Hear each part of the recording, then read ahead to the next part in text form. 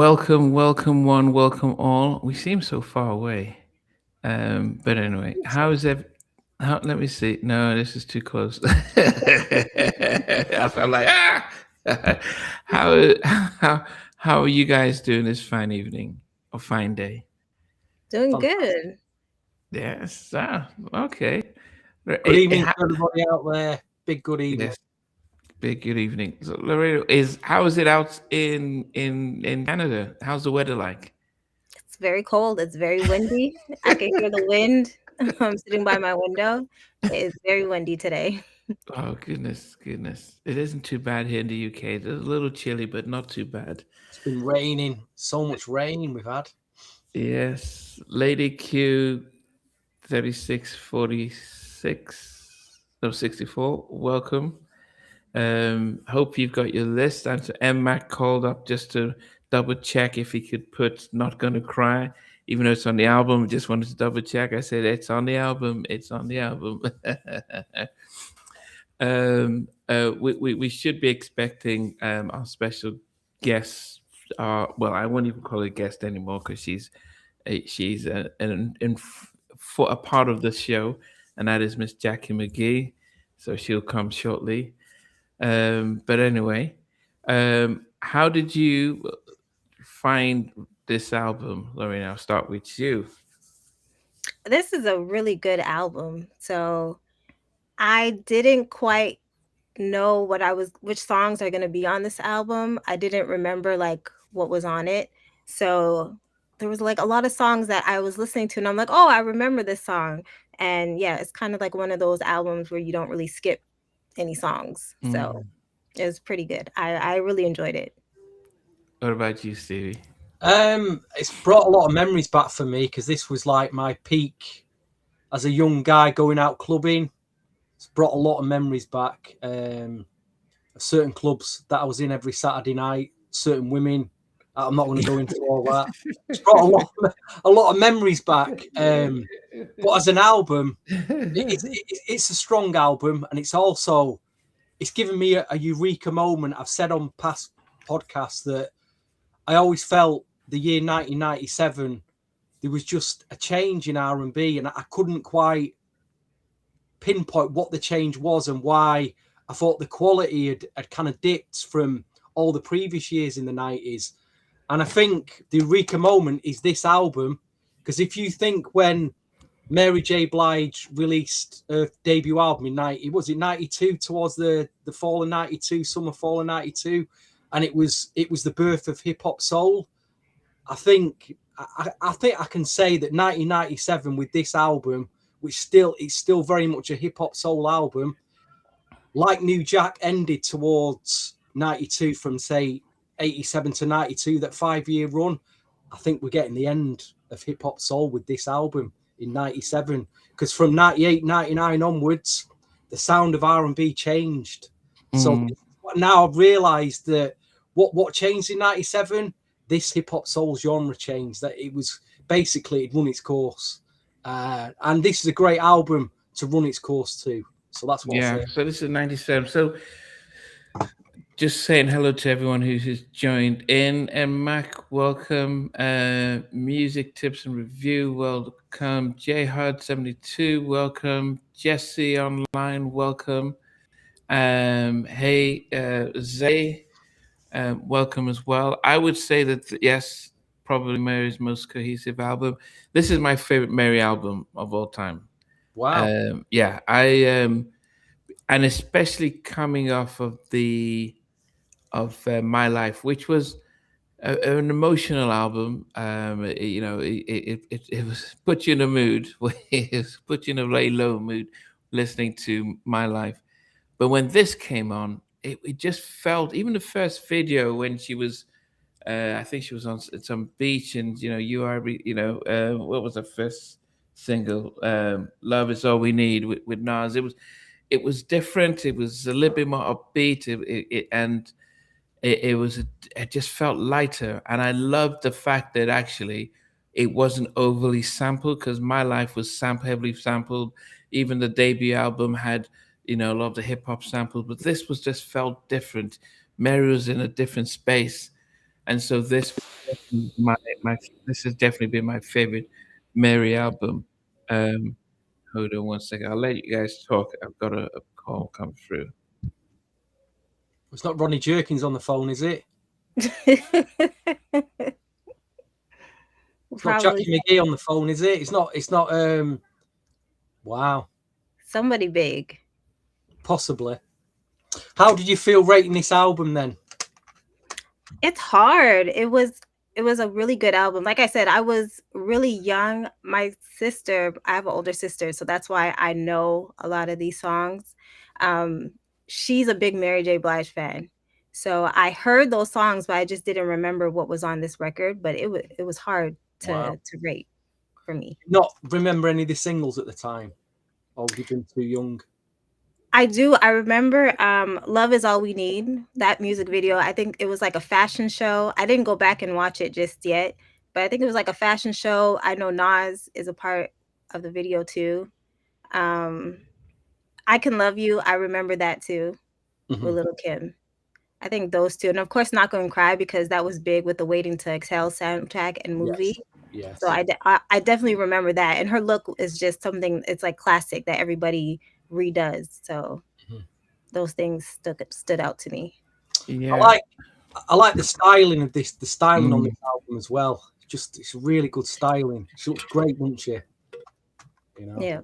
And it's funny, you see them shades now that she's wearing, very popular now in like Afro beats and things like that. So again, she was ahead of her time. Totally ahead of her time. Way ahead of her time. Can you check what was that still Uptown, or was that MCA or Geffen? What was the label? That's a good question, Namdi. It's got MCA, BMG, but BMG in the UK though. Okay, but did the Uptown Cat, was that on there anymore? No, I don't see it anywhere. So this was when Andre was moved to Motown. And Mary just left Uptown. I think Chris Williams mentioned that okay. Oh, we had her and then she's coming. Yeah, so MCA. So this is when she left Uptown. And this, Uptown, when Puffy went and started Bad Boy, he took almost a third of Uptown with him. And then Andre took a lot of the fire and the energy, and they just moved. He then took the option to go to Motown, and that was a disaster. But it just spelt the decline in Uptown, especially with Mary going, and then Jodeci subsequently went and did stuff with Jodeci, with Death Row. So that was a time. But yeah, hi, Miss Samuel. But this was definitely, as I said, I've always loved this album. I've always loved what Mary, how she sang on this, and the theme as well. Yes, Jackie was trying to get in. I think she's having technical difficulty, but she'll join us in now. Okay, I hear her again. She must be driving. Wow. Okay. Can y'all see me? We can see you. How you Where doing? you calling from, Jackie? You calling from Alaska? It's cold. We got snow. Wow. Are you serious? Yeah, man. We have snow. And I had to get out of my car. I got stuck by the mall. So I had to come inside the mall. I'm sitting inside Nordstrom. I thought you were like, okay, I'm gonna, because you can see the picture of Mary right behind me. I thought, okay, I'm gonna come. You got the hats and everything. Okay, okay. Yeah, it's freezing outside. I just got in here, and I was like, I gotta rock what I got on. I was going to say, Jackie McGee, tonight you are Mary J. Blige. Oh my gosh. Don't say that, Stevie. You already know the history with that. They were trying to make me the queen of hip hop soul, the queen of the ghetto first. That wasn't for me. It was for Mary. Yeah. She earned that. She earned that spot for sure. Is there any part of you that when she was blowing up, did you think, oh man, that could have been my spot that Andre was trying to get?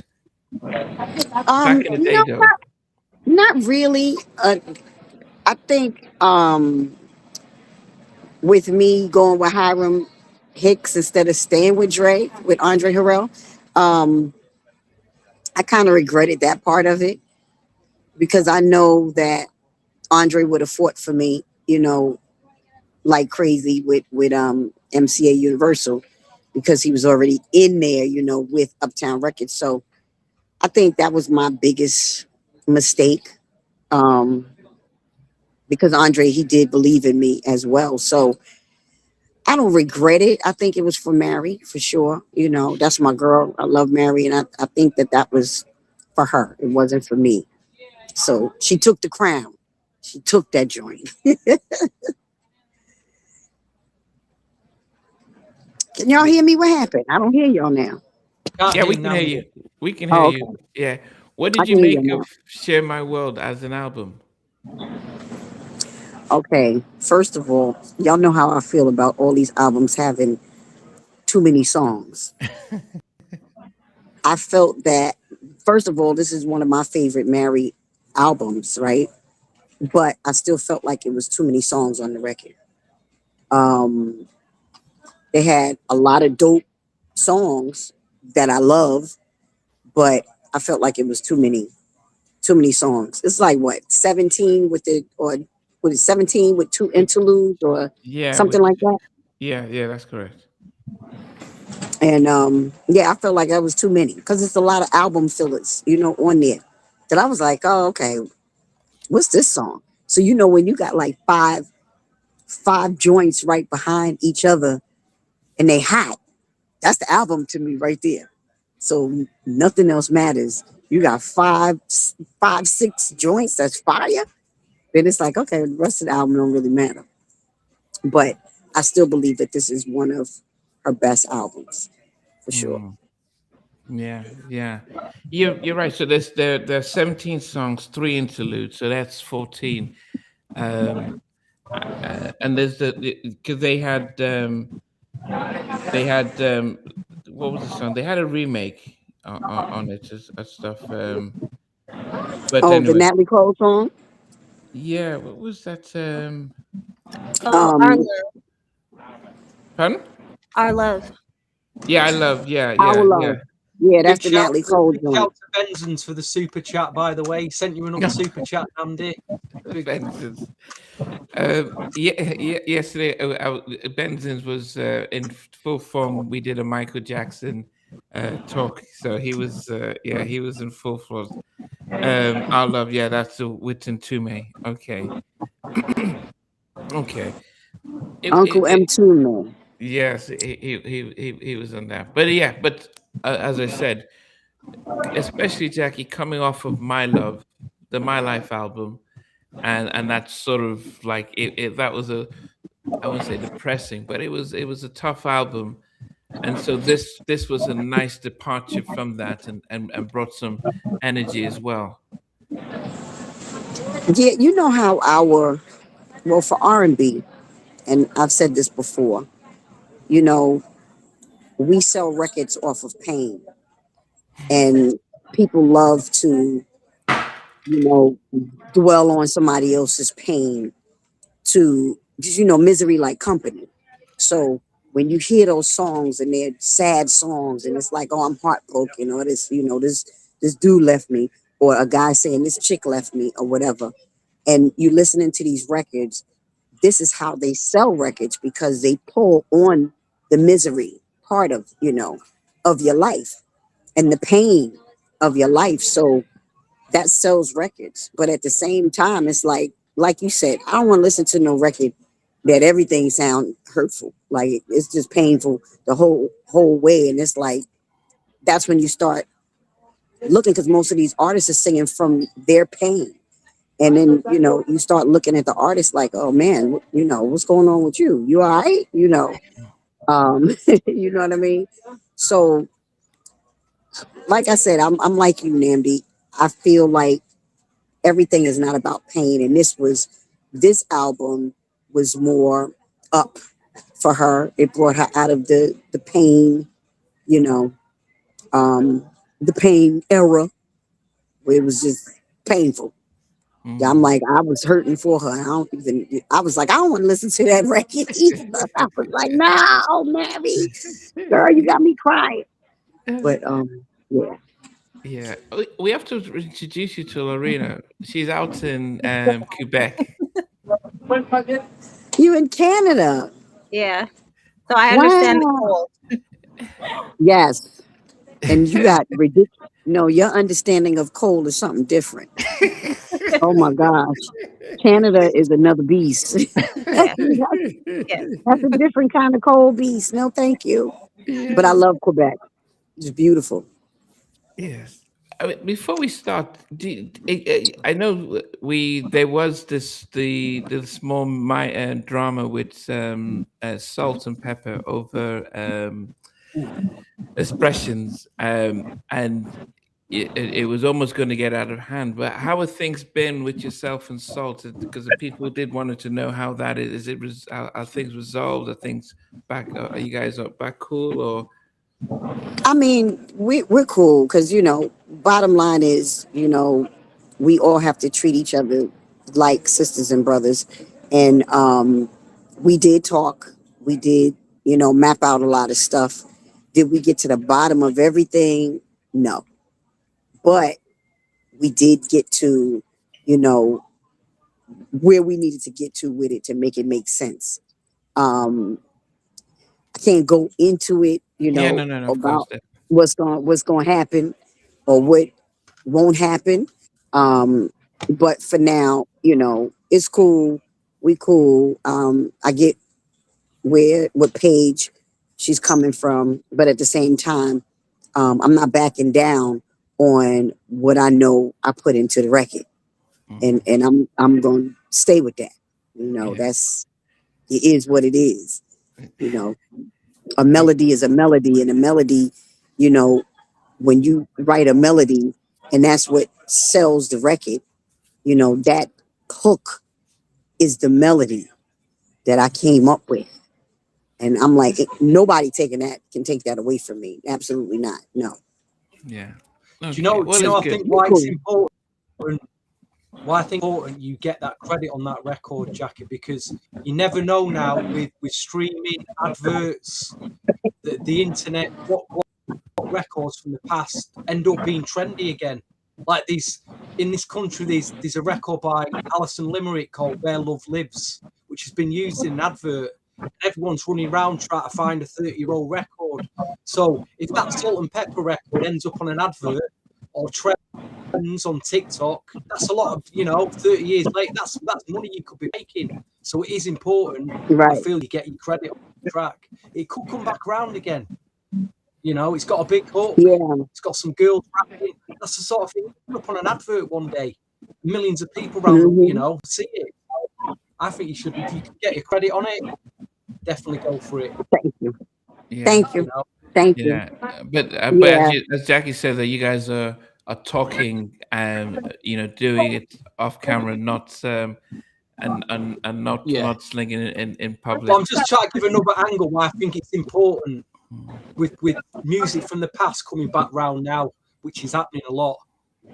A lot. You got a lot of younger generation looking back to records from the past and bringing them back. So it's important. Yeah. And it is. It is. Like I said, we we gotta continue to sort out whatever. But one thing I will say, Cheryl didn't give me any. I didn't hear the song from Cheryl. I heard it from Herbie Lovebug. He was the one that asked me to come in and fix it with Stanley Brown, producer Stanley Brown, and you know they had something that somebody did. I didn't want to hear it because once you hear what somebody else did, it will influence what you have to do. So I didn't want it to influence me. But Herbie gave me the idea of the song, which was expressions, what Salt had come up with. Expressions, express yourself. So the melody is what I came up with. And I took her lyrics and I came up with this melody, and then I added my little swag to it. So in all actuality, I would say, and we talked about this, I would say she wrote the hook with me without being there. I'll put it that way. Um, she wasn't there. All I had was her lyrics, to work with, the expressions, express yourself. And I had to come up with the melody and stuff by myself. So to be fair, like I said, I'll say we wrote it together without being in the studio together. Does that sound crazy?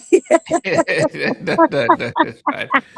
But at least you guys have spoken. You've got the lyrics.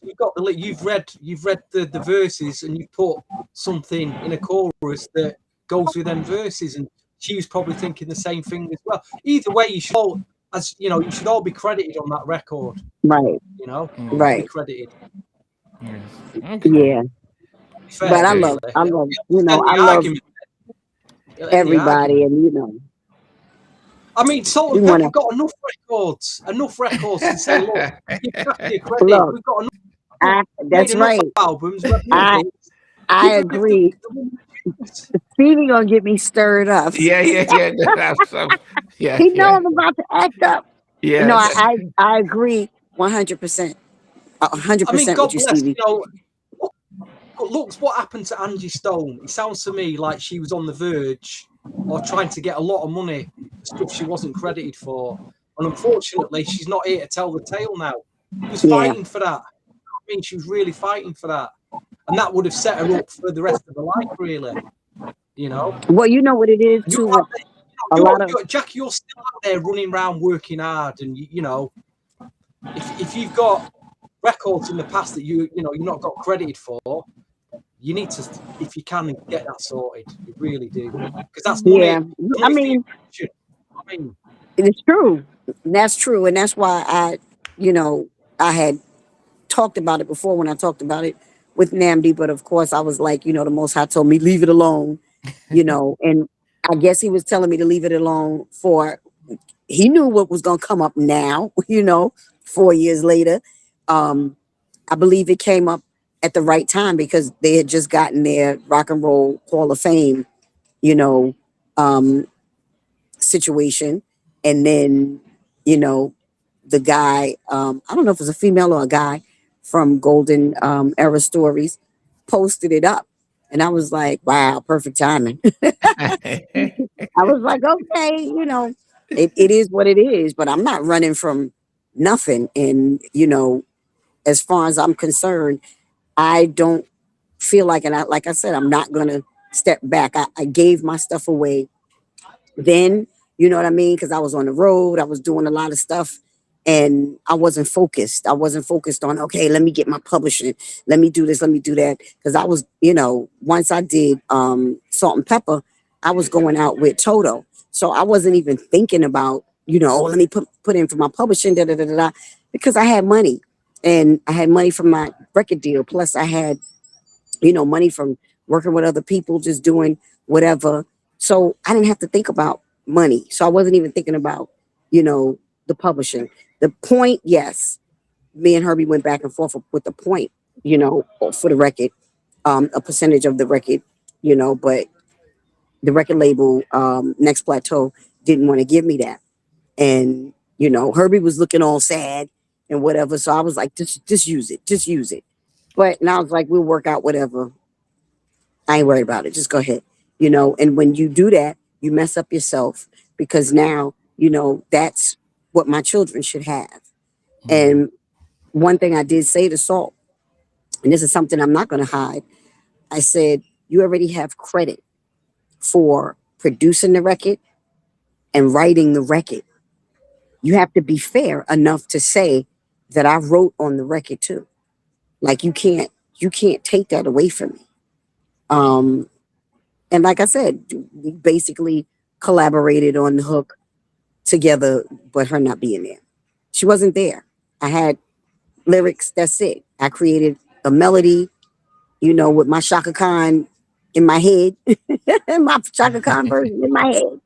And, that's what came out, and that was the hook that everybody. Listen, you're not asking for the whole pie here. You're not asking for the whole pie. You're asking for a slice of the pie. That's right. It's, That's right. You're right, Stevie. You're right.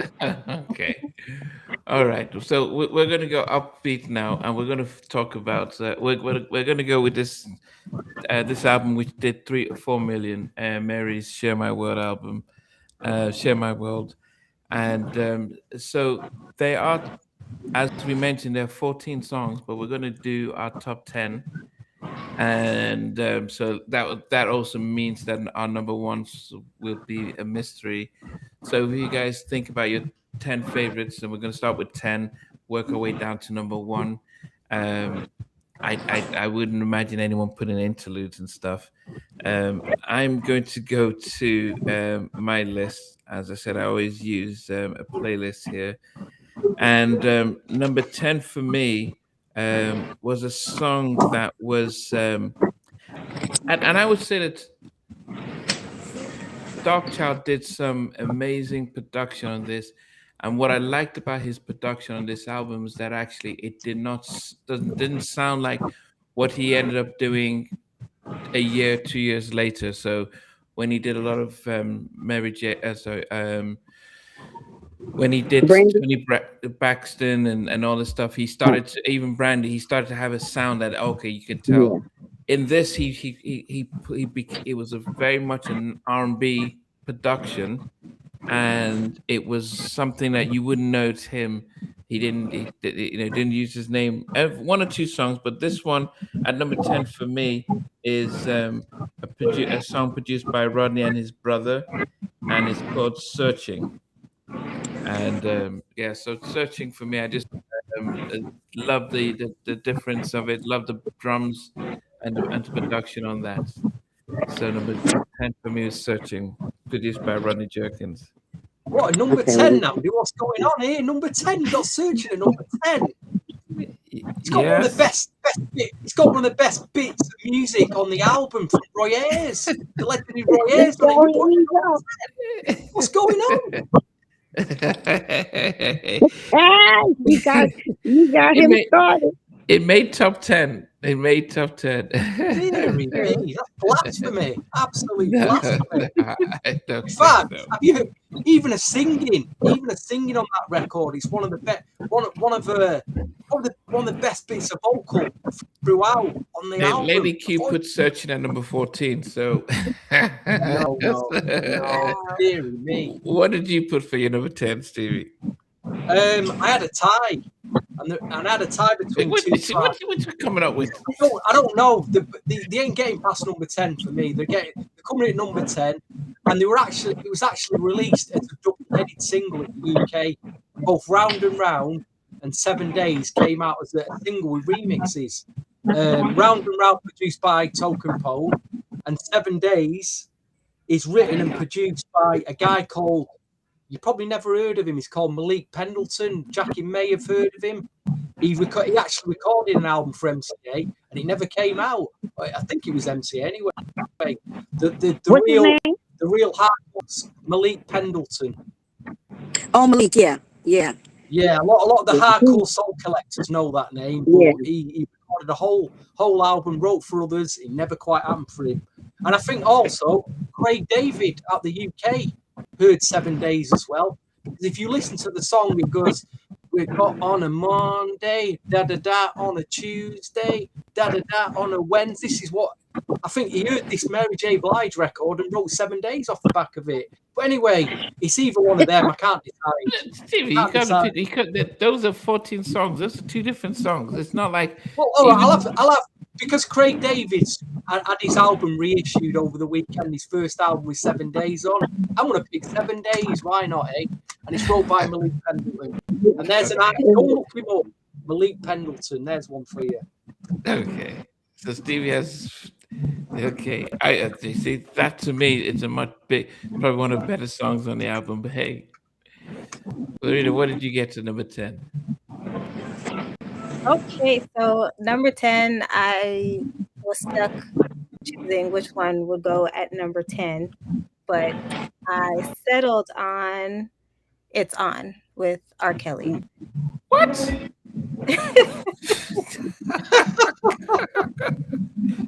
Wow. That is my choice for number 10. I thought it was an R. Kelly record when I first started listening to it again. I thought It is an R. Kelly record. Yeah. So have they put it on? Is it like is it the wrong track or something? Has it snuck on here by mistake? Yeah, because she's only on the second half of the song. Yeah. It was written and produced by R. Kelly. Maybe for an R. Kelly album. I think that song was for an R. Kelly album. It ended up on Mary It probably J's. was. Could have been. It probably was. Mm-hmm. Good track though. Wow. It is a good track. At number oh, you guys are killing me. Jackie, what's number 10 for you? My number 10 is my boy, my friend, Bryce Wilson. Okay. His track, Get to Know You Better. And you know what? I'll put it this way. For Bryce, that wasn't a Bryce sound. Just like how you were saying, Darkchild didn't really have his sound yet. You know, his sound that we would recognize. I felt like that wasn't Bryce's sound either. I think that everybody was kind of, besides Jimmy and Terry and Babyface and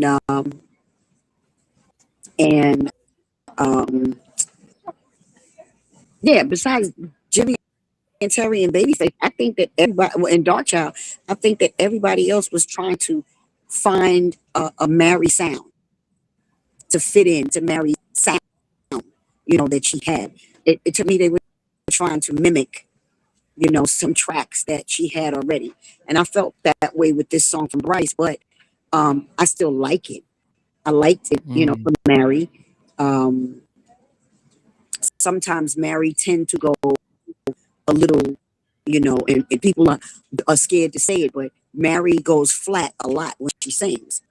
And you know, that's my girl, I love her. But a lot of times when she's singing, she goes flat. And to me, a lot of producers don't correct it, but Jimmy and Terry corrected it. Babyface corrected it. Darkchild corrected it. On one of them, I think he let it slip a little bit, but I felt like she did a pretty good job on this one. What about the bridge, Jackie? About the bridge, la la la la la la la la la la la la. You kind of drifting off. Only Steve. I do like the guitar though. That guitar in the track is really strong. Yeah. I think that makes the track out. Diddling, That you're diddling. I thought it sampled it. Stevie gonna break it down. Some 70s rare groove soul track, but it's the bridge for me. The bridge it's a near perfect record. Apart from that bridge. Yeah. La la la la la. Here goes Stevie. You already know. Stevie wanted to. When you drift off. Goodness. I can only imagine what number that is for you, so I'm gonna leave that one alone.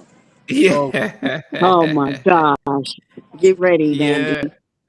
You do right. Number 9 for me is where was this? Yeah. A track by Tone and Poke, but also George Golden Fingers Pearson.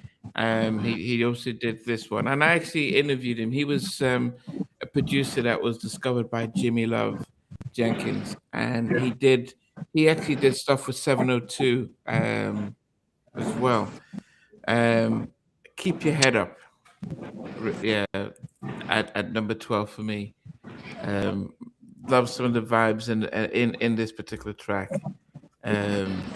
Yes, Tone and Poke also. It didn't feel as if their natural sound, and I think somebody mentioned about Rodney's. Everyone that was lining up, the producers were lining up to give her beats, and then Darkchild just had his beats that he just did something different. He wanted to be different from what everyone else is, and she picked his stuff. And as I said, Tone and Poke, it didn't sound like them. They didn't. Because if you listen to what they did with the R. Kelly album or LL Cool J, they didn't expose themselves as much as they normally would on this album. So maybe you're right that they just wanted to get on there. So whatever it took, yeah. So Keep Your Head Up is number 9 for me.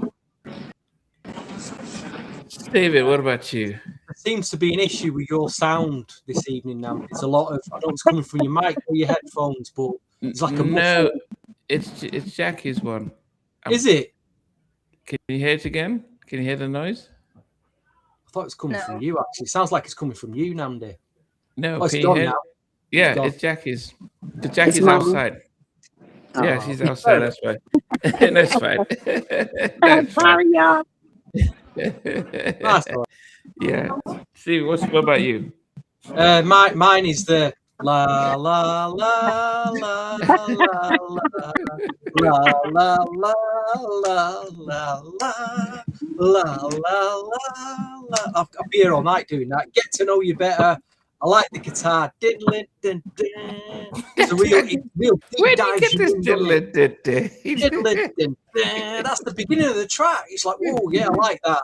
That 70s kind of soul vibe to it, and but you know, like a jazz funk, slowed down like jazz funk fusion, rare groove to the track. But Get to Know You Better, yeah, good track. Pap, the bridge. Did something. If they'd done something else on the bridge, I'd have been happy. Overall, I do like this track. Good track. That's Yeah. What about you? Okay, so for number 9, I'm gonna follow along. It's Get to Know You Better. I wasn't hearing the same things that Stevie was hearing, but I think it's a great track. So that's number 9 for me. You didn't have to diddly.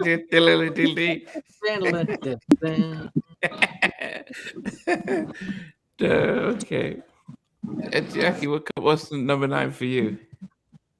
I got all kind of stuff going on in the background. I got Christmas music. I'm sorry, y'all. That's right. I'm in Nordstrom's. Okay. My number 9 is the title of the album. Share My World. Wow. What? Wow. What? Yep, that's my number 9. I wasn't crazy about Share My World, the song. I wasn't crazy about that song. I like it, but it didn't give me Rodney. You know what I mean? It didn't give me Rodney. I didn't get Rodney Jerkins. Darkchild. I didn't get that. Yeah. I didn't get that feel. I massively disagree with you on that. I already know you do. I thought we did. I thought that was his mid-90s trademark sound, that with the keyboards and you know, but that's a It great just thing. It didn't catch me like the other stuff. I just put it down. Okay. Wow. Okay. Interesting. Shocked and surprised. Okay. Getting on to number 8 for me. And I wonder if has anyone who said this one? Who I'm just looking for the producer. Yeah. Oh, okay. It's going back to Tone and Poke, and it was round and round we go, dun dun dun, where we feel, dun dun dun dun dun. Yeah. So round and round. You put that higher than Searching. Yeah. How? I don't know, man. How? Yeah. Did you figure that one out? It was better. I did like it. I prefer the production. So it felt more Tone and Poke in that one as well. Yeah. So I did prefer it. Yeah, Searching was okay, you know. But the other songs are on it. Other songs on it. But Round and Round, number 8 for me. I thought it was quite a bit boring, that track, to be honest. A bit boring. Dun, dun, dun. Dun, dun, dun, round and round I go. It's like going on a Ferris wheel, round and round. And after a bit, you just want to get off it because you're feeling sick. So, yeah. What did you include? Anyway, what we on number 8? Yeah. I've gone for the track that did surprise me because I don't remember listening to it at the time much. And I said it earlier. I was like, hold on, have they got this? What's this R. Kelly track doing on the album? Have they put it on wrong or something? Is it like a misprint on the CD or something? But no, R. Kelly and Mary J. It's a number 8. It's on. It's on. It's a trademark 90s like ballady, mid-tempo-y sound to it, which I do like. R. Kelly's songwriting is always spot on. You can't take anything away from him there. But yeah, it's on tonight. It makes my number 8. It could get a bit higher, but I'll place it at number 8. That'll do for me. Solid duet. Not a killer, but it should have been on an R. Kelly album, not on a Mary J. You should have. Should have been R. Kelly featuring Mary J. Blige. Okay. Lorena, what did you put for your 8? So for me, number 8, this is where I put one of Rodney Jerkins' songs, and that is Searching with the Roy Ayers. Wow, you got it number 8. Yes, I have it at number 8. Wow. Okay. It's only me who appreciates Roy Ayers tonight. The late Ayers. I mean, it made the list. I do appreciate it. You see that? It's from another generation, isn't it? You know, Roy Ayers is from a generation before the 90s, before hip hop. So I understand. I get it. Yeah, it was okay. Searching. Yeah. I mean, the original Roy Ayers track, Searching, is a classic. It's a classic. Classic record. Yep. Okay. Number 7 for me. Why are you picking number 7? Jackie. What happened to my number 8? Yeah, so go ahead. Go ahead. Get to number 7 fast on them. Okay, my number 8 is Salt-N-Pepa. Round and Rounds. Same thing as you, Nambi. Same thing as you.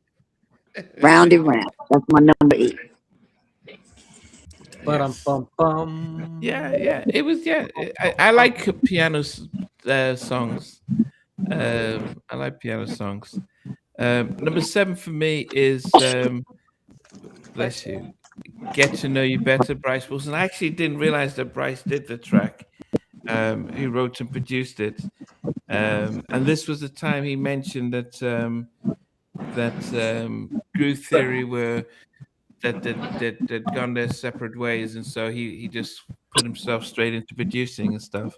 But I did like the vibe of it. I did like maybe I didn't like the Stevie Wonder la la la. It almost felt like it almost felt a little gimmicky because I think you can tell that she isn't okay. People were talking about how Faith Evans is a different type of singer. So you in this album you knew Mary's range, and you knew that she had a range, and a song like this, I can imagine say Kelly Price or Faith Evans, giving it a little bit more oomph in the chorus and stuff, but it was still a nice little vibe. So I can't remember what I've just said now. Yeah, so go Get to Know You Better at number 7. Yes. It's a lot of background noise here. Anyway, my number 7, kind of similar in vibe to Get to Know You Better in terms of, again, it feels like some 70s slow down, like rare groove jazz fusion, but keep your head. That's really grown on me the last few weeks that I've been listening to it, actually. It could have been higher. It's another poke and tone production. It doesn't list any samples. I think they've took it from something, because that's all poke and tone ever did, sample things. You know, their whole production career was taking, big records and put raps and singing on it. Yeah, I'd say they were like a pound shop P Diddy poke and tone, weren't they? Pound shop P Diddy. But, or say a dollar store P Diddy type. You got a dollar store type production out of them that P Diddy would do. But anyway, Keep Your Head is at number 7 for me.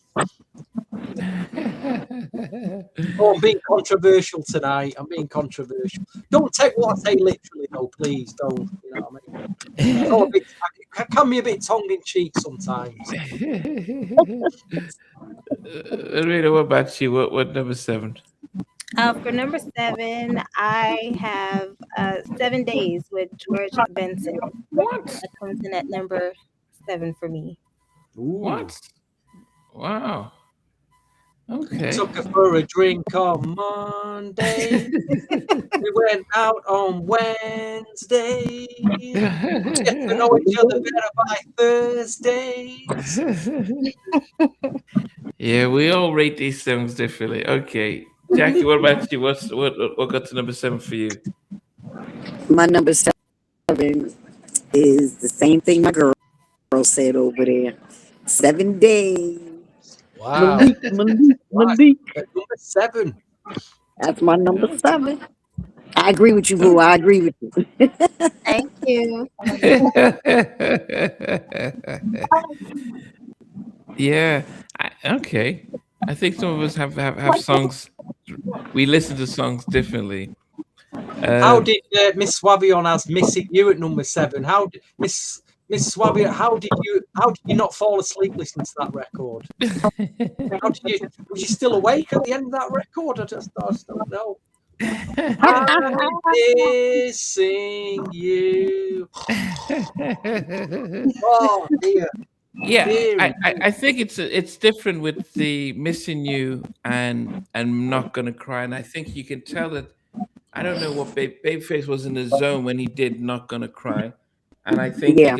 it was almost like, I think I've got a song that I wrote 6 years ago. Let me just sing this. But I don't think I even put Missing You in my top 10. But number 6 for me is I Was Your Lover and Your Secretary. Not Gonna Cry. Really? All the way at 6? It's all the way. Is that high or low? Wow. Does that seem low or does it seem high? It seems low. Yeah. That seems low. Okay. Yeah. No. It's yeah. No. I did. Let me see if I look at my. Yeah. No. Because my other songs, I really do appreciate them better. I really do appreciate them better. But I loved the story. I loved. It actually sounded like she was singing from. Maybe she still remembered KC when she was singing this, man. It felt real when you listen to it. It didn't feel like a song. It felt like she was just telling you, really, really being almost like she was narrating a story, and she was really believable. True. And I think she. I loved her vocals in it. So I think Babyface caught it just right for her. 11 years. I think the film came out 30 years ago. Yeah, they're doing the anniversary. There was like an anniversary special. Yeah. I mean, that was the whole vibe, the album. Yes, it was. Was it this? Yeah, it came out 30 years. So yeah, just Wow. There's the DVD. You've got the DVD. Classic. Yeah. I mean, somebody was saying it was on the way to, but it's on the album as well. So it wasn't a bonus track. It was the proper album. It was on the album. So it's on the album, not as a bonus track, as a full-on song. So based on the song, I actually preferred this to Babyface's version when he got. What did Babyface do for her? I just thought that her version, that song was better than. Then what? Missing you. I put me asleep. Yeah. So that's number 6. That's mine there.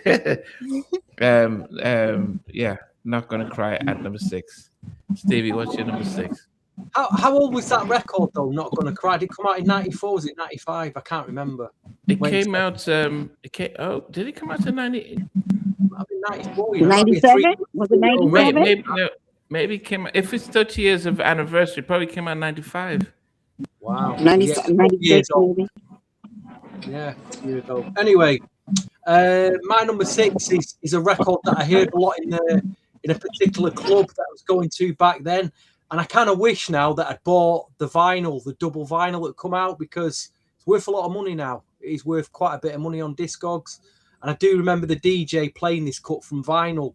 There may be a 12-inch promotional copy on vinyl as well, but the only thing I don't like about this record is the rap. I was never a big fan of the locks, and they sound terrible on this. They sound absolutely terrible. But the record produced by Rodney Darkchild Jerkins, amazing. You know, I think it's a good track to dance to. It could have been higher, apart from that awful rap, which needs editing out. Can't Get You Off My Mind is at number. Like I say, I don't mess about with my opinions, Mandy. They're strong opinions, you know. You don't have to agree with them, but, you know. No, the Locks rap was terrible on that. I agree with you, Stevie. Awful. Awful. No. That rap was trash. Okay. Sorry, Locks, if you tuned in. I'm sorry, but I'm just telling you. Jadakiss. Maybe I didn't go. We love the Locks, but that was trash. You know what? That was for a check. That was for a check. P. Diddy lowered the standards of rap for me when he signed, you know, the Locks and Mace. For what is this? How can we go from Big Daddy Kane and Chuck D and Cool Keith and Eric Sermon to Mace? But I thought that. How did we go that But far I thought down? that he was. I thought that Mace was good for Diddy. I thought he worked well. You know. He was very, you know, he had this one monotone, didn't he, about his rap. I was like, oh no. So funny. You know, throw some big sample underneath him, and he got away with it because there was some, you know, Kool and the Gang sample that everybody knew. You know, I've got some singers like Total to sing over it and mask the fact that the rap is just like, oh dear. I'll tell you what, Craig Mack was good. Just a shame he didn't ever give him any money. Craig Mack was good. Lorena, what's your number 6? So for me, for number 6, I also put Can't Get You Off My Mind. I love the Locks. I think they're great. Yes, this is not their best verses, but the best way to showcase themselves. But yeah, I have that at number 6. Okay. Jackie, what's your number 6? My number 6 is Missing You. And I know you said that that's depressing and it's boring. You know what? I still like the song a lot because I felt like you. I agree with you, Nimby. Babyface didn't do what he did on Not Gonna Cry at all. He didn't pull that out of her. And maybe I don't know who she was thinking about when she was singing Not Gonna Cry. Maybe it was, you know, some Casey shenanigans, but she, you know, she gave it. We felt it. We felt all of that. With Missing You, we don't feel it as much, of course, as Not Gonna Cry, but I still felt like I still felt Mary in it. My Mary, you know, my little Mary swag off of it, and I felt not pain, but I felt it like, okay, I might be depressed today a little bit, so I'm gonna sing. I missed this mother effer. But yeah, that's my number 6. I'm sitting over here by myself, and then all of a sudden these people come, and I'm like, where do y'all come from? But she got up and she left. Well, go ahead. Okay. I act like I own them all, like I own. What was your number 6, Jackie? What was your number 6? It was Missing You. Missing. Oh, come on. That's just. Oh. Where were you? Where were you when we were just talking about Missing You? That record makes me fall asleep. It makes you fall asleep because you're not getting into the whole married thing of, you know, following her with, maybe that's one of her depressed days. You know, she might have been going through something that day. She was missing Boo Boo. You know. So Joseph wrote that Mary said that she hated the Babyface songs "Missing You" and "Not Gonna Cry." At that time, she later admitted it hit too close to home for her. Wow. But that's why she probably should have liked it later even more because what we felt from the songs was, we felt her pain, and pain sells, and that's sad. It's disgusting that our pain sells. We can't sell joy. We can't sell no damn happy songs. Nobody want to hear the happy songs. People want to hear all the painful songs, and that's sad. But that's what sells. That's what get the platinum records. You know what I mean? Yeah, I don't know if this is Roddy's new YouTube channel. Love how you bring music and stories into light. I wonder if this is Rodney. Um, so Let's yeah, go. if it is Rodney, Yeah. yeah. I mean he's jumped on a number of times, so we'll see. All right, number 5 for me. Actually, I don't know. You guys didn't like this one. Can't get you off my mind. I did. Jump on my mind. Yeah, I would maybe I can. I did prefer it without the rap. I love the I love the yeah, I love the whole production. I love but as I mentioned, with how Rodney played with his keyboards and stuff. But as I said, Rodney did talk about having a genre. Oh goodness, it is Rodney. Wow. Hey, Rodney So, Jerkins. yeah, Rodney in Darkchild, the we love house. you. We love you, Rodney. Yeah, Rodney's in the house. Well done. Well, we appreciate you. Yeah, I We did. won't tell them what they all said about Share My World earlier. Deary me, guys. But Yeah, then I'm but gonna get in trouble by myself for the track, Yeah. for the title track. We'll talk about that later, what Rodney. he says, I can give you the best story in the world about that. So, Rodney, do you want to join in? I can send you I'll send you the link to love you back. I'm gonna send you the link to see if you are gonna join in. Hold on, I'm gonna put it in here. Let me see how it is. It would be great if you could just come on for a second to let us know about that. Yeah, it would be great because it would be great if you can join in, Rodney. That would be great. But yeah, for me, number 5 was "Can't Get You." I just love the. There's something about piano, something about the little piano samples in there, and how different it was.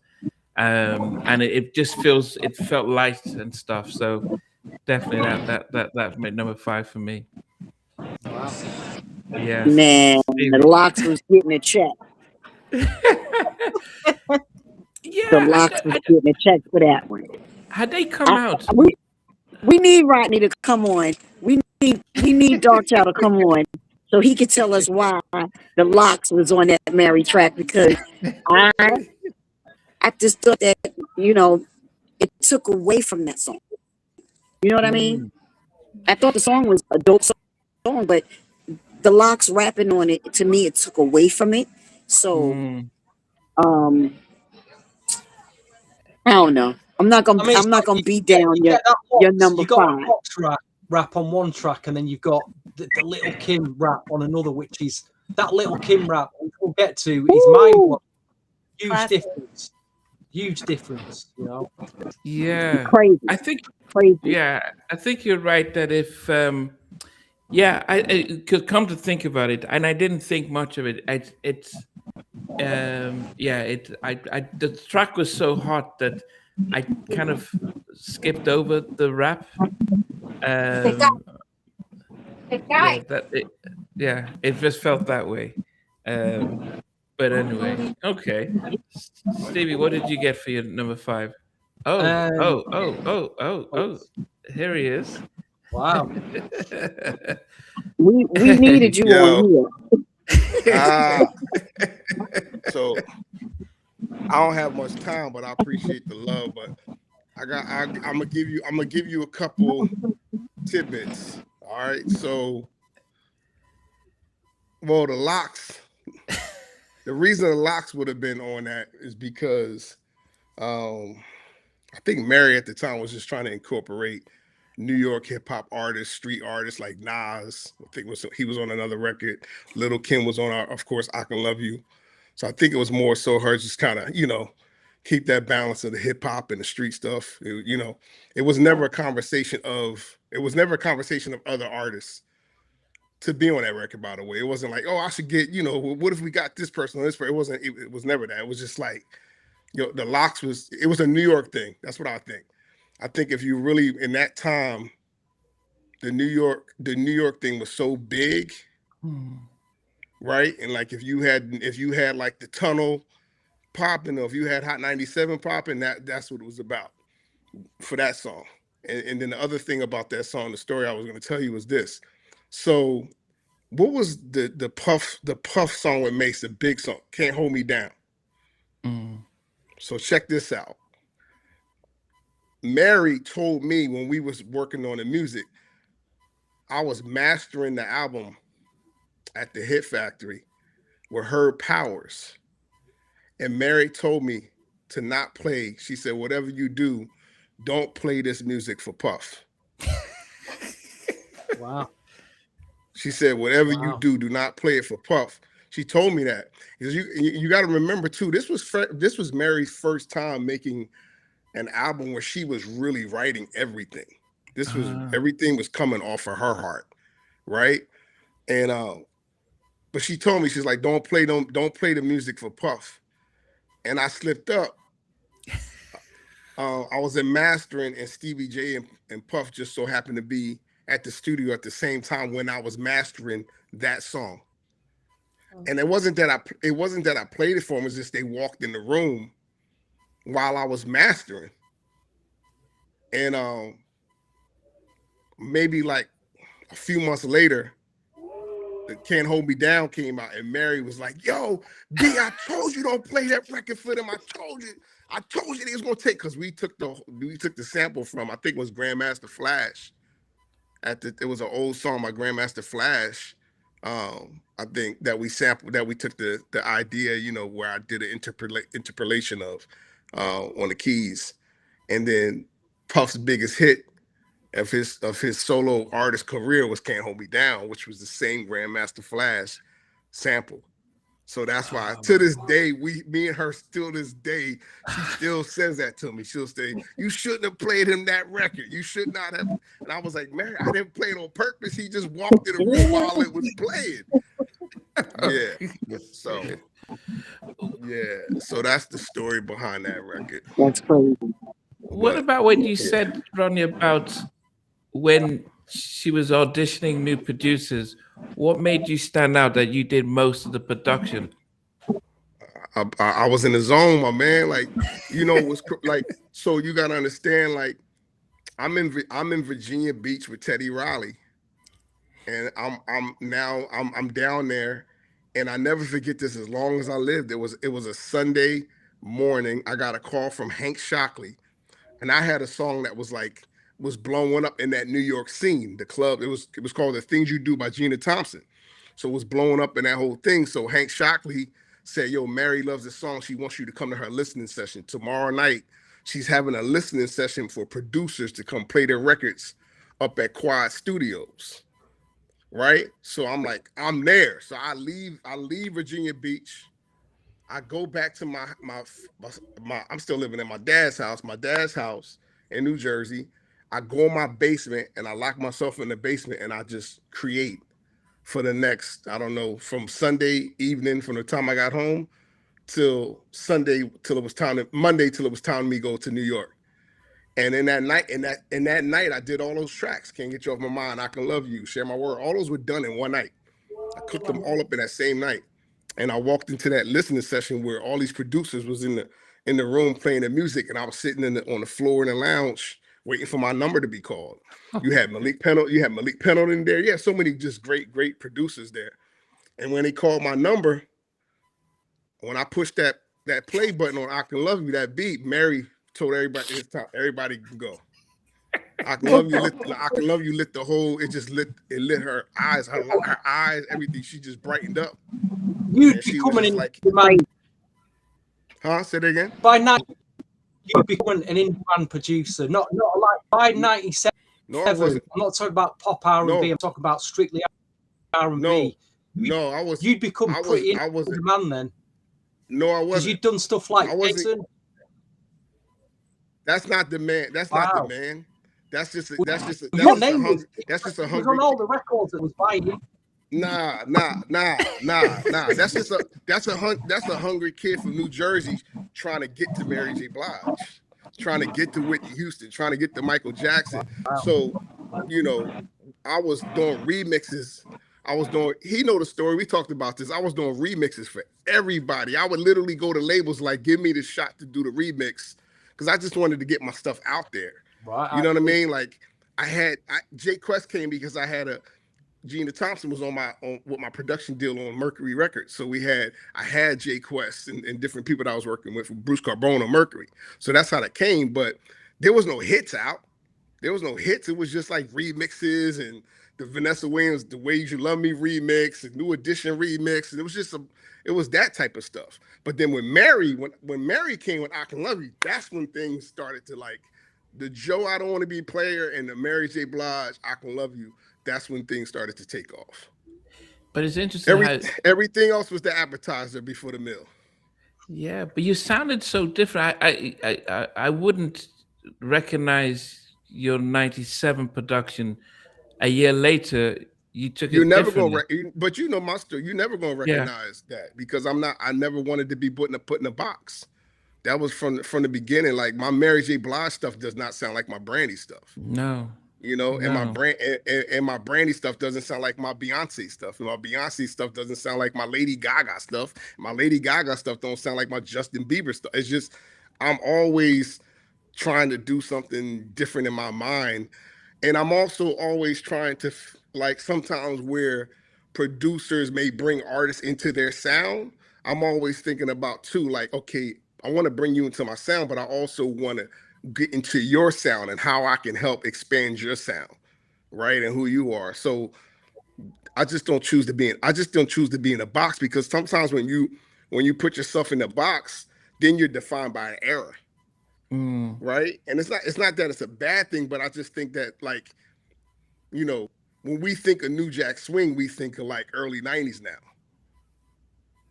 Right. And it defines an era.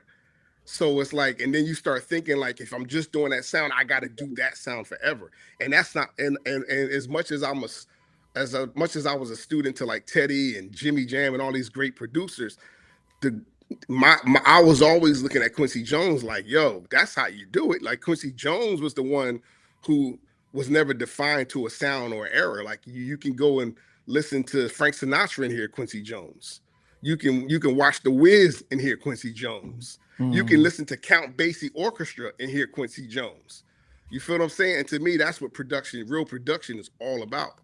You know? Yeah. 1 second. Yeah, I just when gotta you put my charger on. said Teddy. 1 second, Jackie. 1 second. 1 second.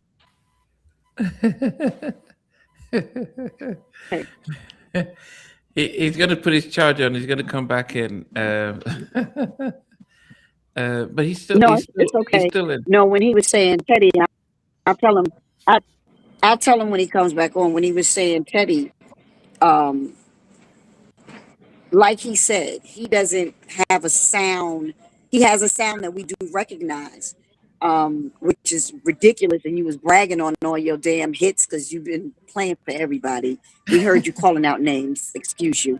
And we love every minute of it, because even though you were around Ted, you know, I know how Teddy influenced a lot of people. I started with Teddy when I was 19. But what I love that's different about you is the fact that you didn't you have your sound, but like you said, it's like Quincy. You don't get stuck nowhere. It's always something different. But that banging thing that you got, that's how we know it's you. You know, that, oh my gosh, I don't know what you do when you in production. I never worked with you and I wish I did. Oh my gosh, your productions are crazy. And you know how Teddy's bass hits you in the throat and his drums hit you in the throat? Yours do that. and then your piano kills it. So it's like, yeah, you want to on a whole different level. I appreciate you for saying that. I think my focus as a youngin was a little bit different because you gotta understand, I had a chance to be around these greats so much, you know what I mean, as a young student. So a lot of times people put emphasis on the tracks, right? And I learned in my career I need to put emphasis on the song. That the track is one, the instrumental, the track is one thing, but the song is what's going to carry on for generations and generations. You know, that's why we have a tour called The Boy Is Mine, right? Because there's a song that people can now, when you think of Brandy and Monica together, you think The Boy Is Mine, right? So there's a tour name. So whether the track was great or not, it didn't matter. At a point in my career, I started thinking, in the beginning of my career, I thought, like how you were just saying, like the bass got to be this and the beat got to be so hard. And I got to have 20 snare drums hitting together because that's how Teddy does it. Right. But then as I matured, I started saying, nah, I got to make great songs. Like a great song stands the test of time. You know, when if my daughter, 13 years old, knows Say My Name. So that lets me know, without even knowing that her daddy did it, she knows that song. And so it's like that means the song was good. Beyond the track, right? When you strip stuff down to its bare bones and you be like, yeah, I love the groove, or do I love the song? Is the song a great song, or do I just love what that groove is? You feel what I'm saying? Does that make sense? Like there's Right. I can't tell you 100%. It's crazy. I can't tell you a bad Teddy Riley track from like 1980, from the show, from whenever he created the show with Dougie Fresh, and after, I can't say and tell you that was a whack Teddy Riley track. Like it was the tracks are always like, whoa, right? Always. So the emphasis to me is like, okay, but let's get into the songs. Right? And even that song, I'm gonna be real, can't get you off my mind. That's a cool song. It ain't great. I know a great song when I hear a great song. That's a cool song. The track I did might be better than the song. I Can Love You is a great song. Right? Share My World to me is a great song, because Share My World, Jimmy Jam calls me every month about Share My World to this day.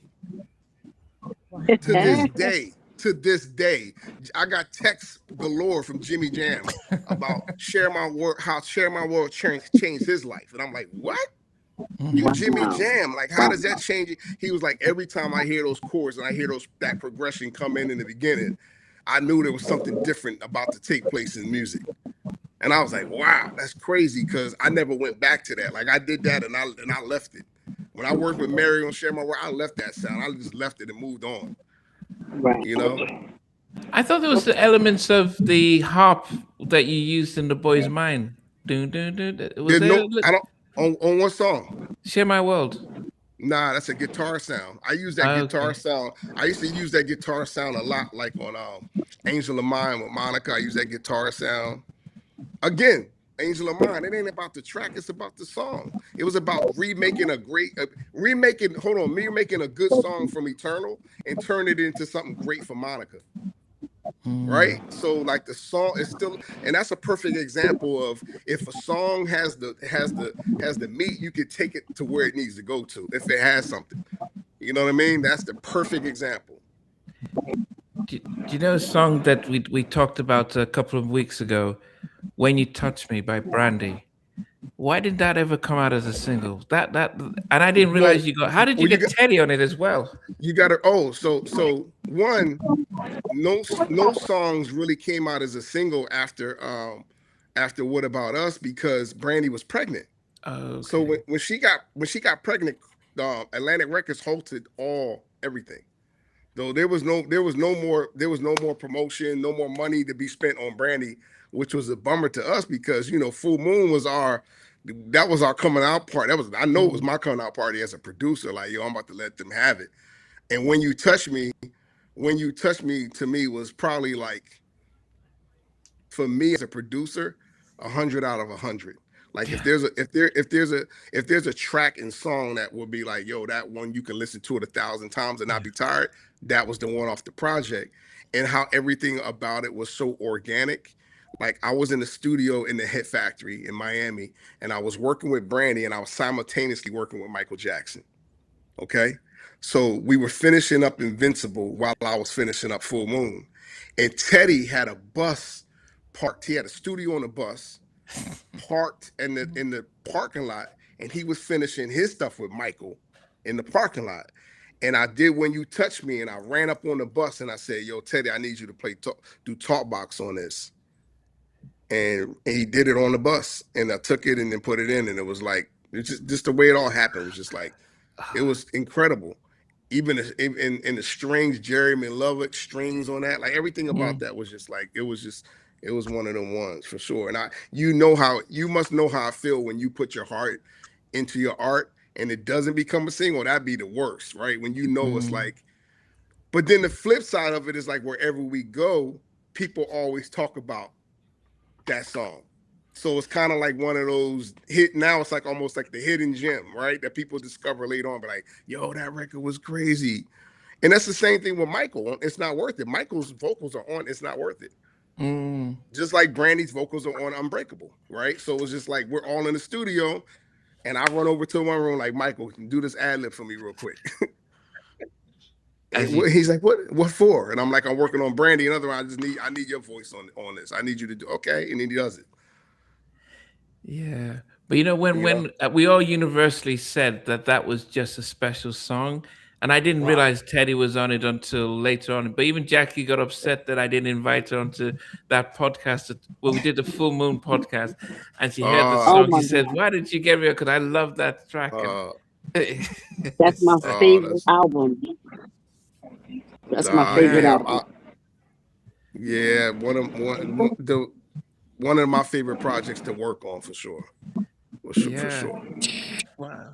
Yeah, I mean, when you think about the work you did in Share My World, and I'm sure everybody, we're still number 5 before we get to number 1 song. But do you think that this was Mary's best album, my favorite Mary album? Because it wasn't the My Life's heavy sample, and it was a lot more upbeat. Did you realize that this could be? Were you planning to do something different from My Life? Did you think of My Life when you were doing this and the songs you're creating? Nah, I will say My Life is my favorite Mary album. Oh, My Life is my favorite Mary album, but. No, I wasn't. Honestly, I wasn't thinking about any of that. I was just a 19-year-old kid working with the queen of R&B hip hop. And so my mindset was, I kind of studied knowing that she liked certain chords. She had there's a certain feeling that Mary to me possessed. And it's like also like combining hip hop with whatever the chords that you're doing. I knew that was I knew going into it, I had to do that without ever working with her. And then it's like I said, Share My World was her like coming out party for herself. Because it wasn't 20, 30 people in the studio anymore. Yeah, she told me the stories of like, how My Life and all the different voices.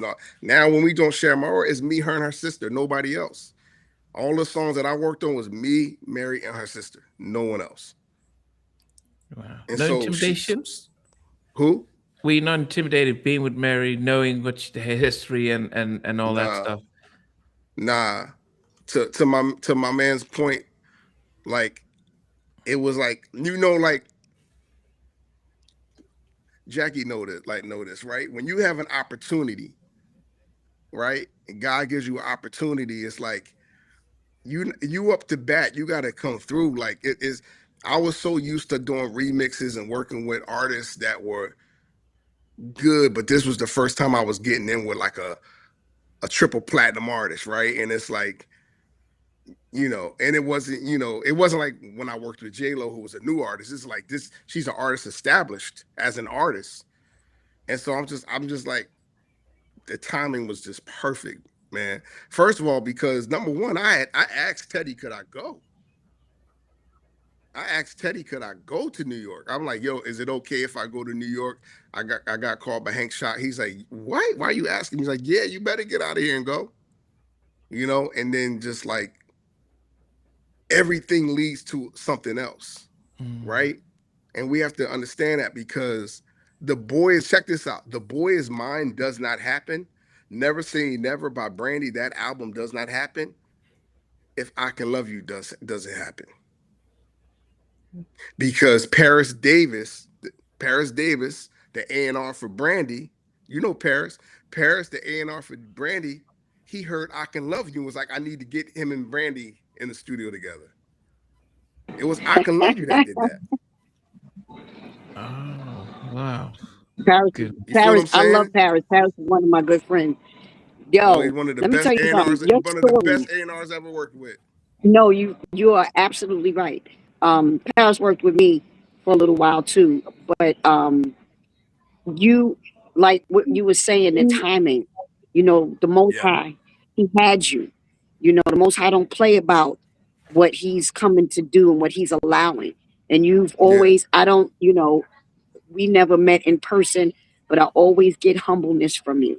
Um, I never heard any stories that you were arrogant or any of that. And you know, I know Hank and all of them. That's my people. I was signed to MC and Universal, and you know, everybody from uptown, everybody over there is my family too, and was my family and still is. But for you, I've never heard a story about you being arrogant, extra, no nothing.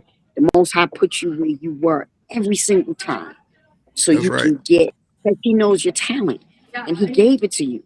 You know, and you got hits, you got classics. Period, hands down. And It's classic. he also knows that who he can trust with it. That's right. Say it again. Right, because like we all have different gifts, you know, by the grace of God, we all have different gifts. But there's also certain rooms that we get to go in and be part of something that's historical and legendary, because there's a trust factor in it. You know what I mean? And when you know that, I think that God knew my heart, and so He's like, okay, I'm gonna open up these doors, because I know you're not gonna stray away forever. I know you might, you know, have your moments. Right. I know you might have your moments, but I know you know that you're mine. You know what I'm saying? I really feel that. Yeah. Yeah. How much? Got you. Go ahead, Namdi. I'm sorry. No, I'm just gonna say, how much did the passing of LaShawn affect? Because he was a big part of a lot of your success. How did his passing affect how you created music going forward after that? It was a big part. I didn't know LaShawn when I worked at Mary. And I met LaShawn when I worked with Joe on Don't Want to Be a Player. That's where I met Sean. That's where I met him when I was recording Joe. I miss him. I mean, what can you say? Like, you're talking about a person who was it's like a person who has so much insight into what artists feel and love, and know how to and knows how to put the lyrics in a way that and bring that home in a way. Like, a lot of times I think about the sessions, you know, people hear the music and they appreciate the music, but I appreciate the moments creating it with LaShawn, right? Like the creative moments that we had, and knowing like that bond creatively was different, right? Like, you know, that chemistry was different when we got in the studio. Him, my brother, like the way we created was so fast and effortless. You know, it was just like we kind of knew what everybody's role was, you know, and it was just more so. Yeah, I missed that. Like, I missed those moments, but I also know that you know, there's a time and season for everything. Yeah. You know, and you know. But I do miss those moments. Your label and your artist, are we? I'm not, I'm not gonna talk too much because I know this is your Yeah, thing. yeah, yeah. Just I between, just wanted to yeah. come on here for a few minutes and appreciate and show love, because I literally was, I don't know what I was doing, and I saw it pop up, and I'm like, oh, you know, I always try to tap in when I see you doing your lives, and you know, because number one, I respect people who respect what we do, you know, and I respect people who have healthy conversations, you know what I mean? And the debating of it is all purposeful, right? Because and it's good to have people who agree, disagree, love, hate, all of that is good, right? Because it lets you know how different people think when it comes to, you know, certain songs, music, and that's why we have these conversations. So I just wanted to jump on real quick and tell you guys I appreciate you guys for always, you know, I'm happy to be part of a lot of conversations and a lot of lives that you've had. You know what I'm saying? Yeah. What'd you No, say? but we I didn't hear you. What'd you appreciate. say? Can I give a Yeah, shout no, we to Roy Ayres? appreciate it. On this album? Did you get Roy Ayres? Did you get him? Did you get him in the studio? I recorded him. Wow. I recorded him. Mary, when Mary, so let me tell you. Wow. Yeah, when Mary was like, I want to mess with this song by Roy Ayres, me and my brother actually worked on that together. The music, we worked on that track together. And I wanted to add the South Bronx drums to it to give it that hip hop flair. Cat, cat, cat, cat, cat, cat, cat, cat, cat. I wanted to add that flair to it. And then when I did it, when I brought it to Mary, she was going crazy in the studio. She there's moments in the songs near the end where she was like crying while singing. And I kept it because she was so emotional while recording the song, because she was searching, right? She was searching for God, searching for love, searching for all these things in her life. And then we was like, yo, Mary was like, it wasn't we. Mary was like, yo, we need to get Roy on this joint. And I was like, what? Like, really? Like, we going there? She's like, yeah, we need to get Roy. And so we got Roy in there. And next thing you know, I'm recording him. And this is like, I'm 19 years old. That's what y'all got to really understand. Like, I'm supposed to be somewhere trying to get into college. You know what I mean? Like, I'm in the college of the music industry at 19 years old. So as much as confident as I am in my ability and my skill set, I'm also a student at the same time, and I'm learning as I'm going. You know what I mean? Like, putting xylophones on a hip hop R&B record is crazy at that time. No one is even thinking about doing something like that. You know, and yeah, I'm glad you brought that up, because that, you know, Roy was a genius, and I think she had another some music on the album. You know, yeah, she had another Roy Ayres big song. I think she had on the My Life thing. She had a sample from him. Yeah. Yeah. Goodness. Yeah, that was a moment. That was a moment I'll never forget. Like having and also Mary scatting.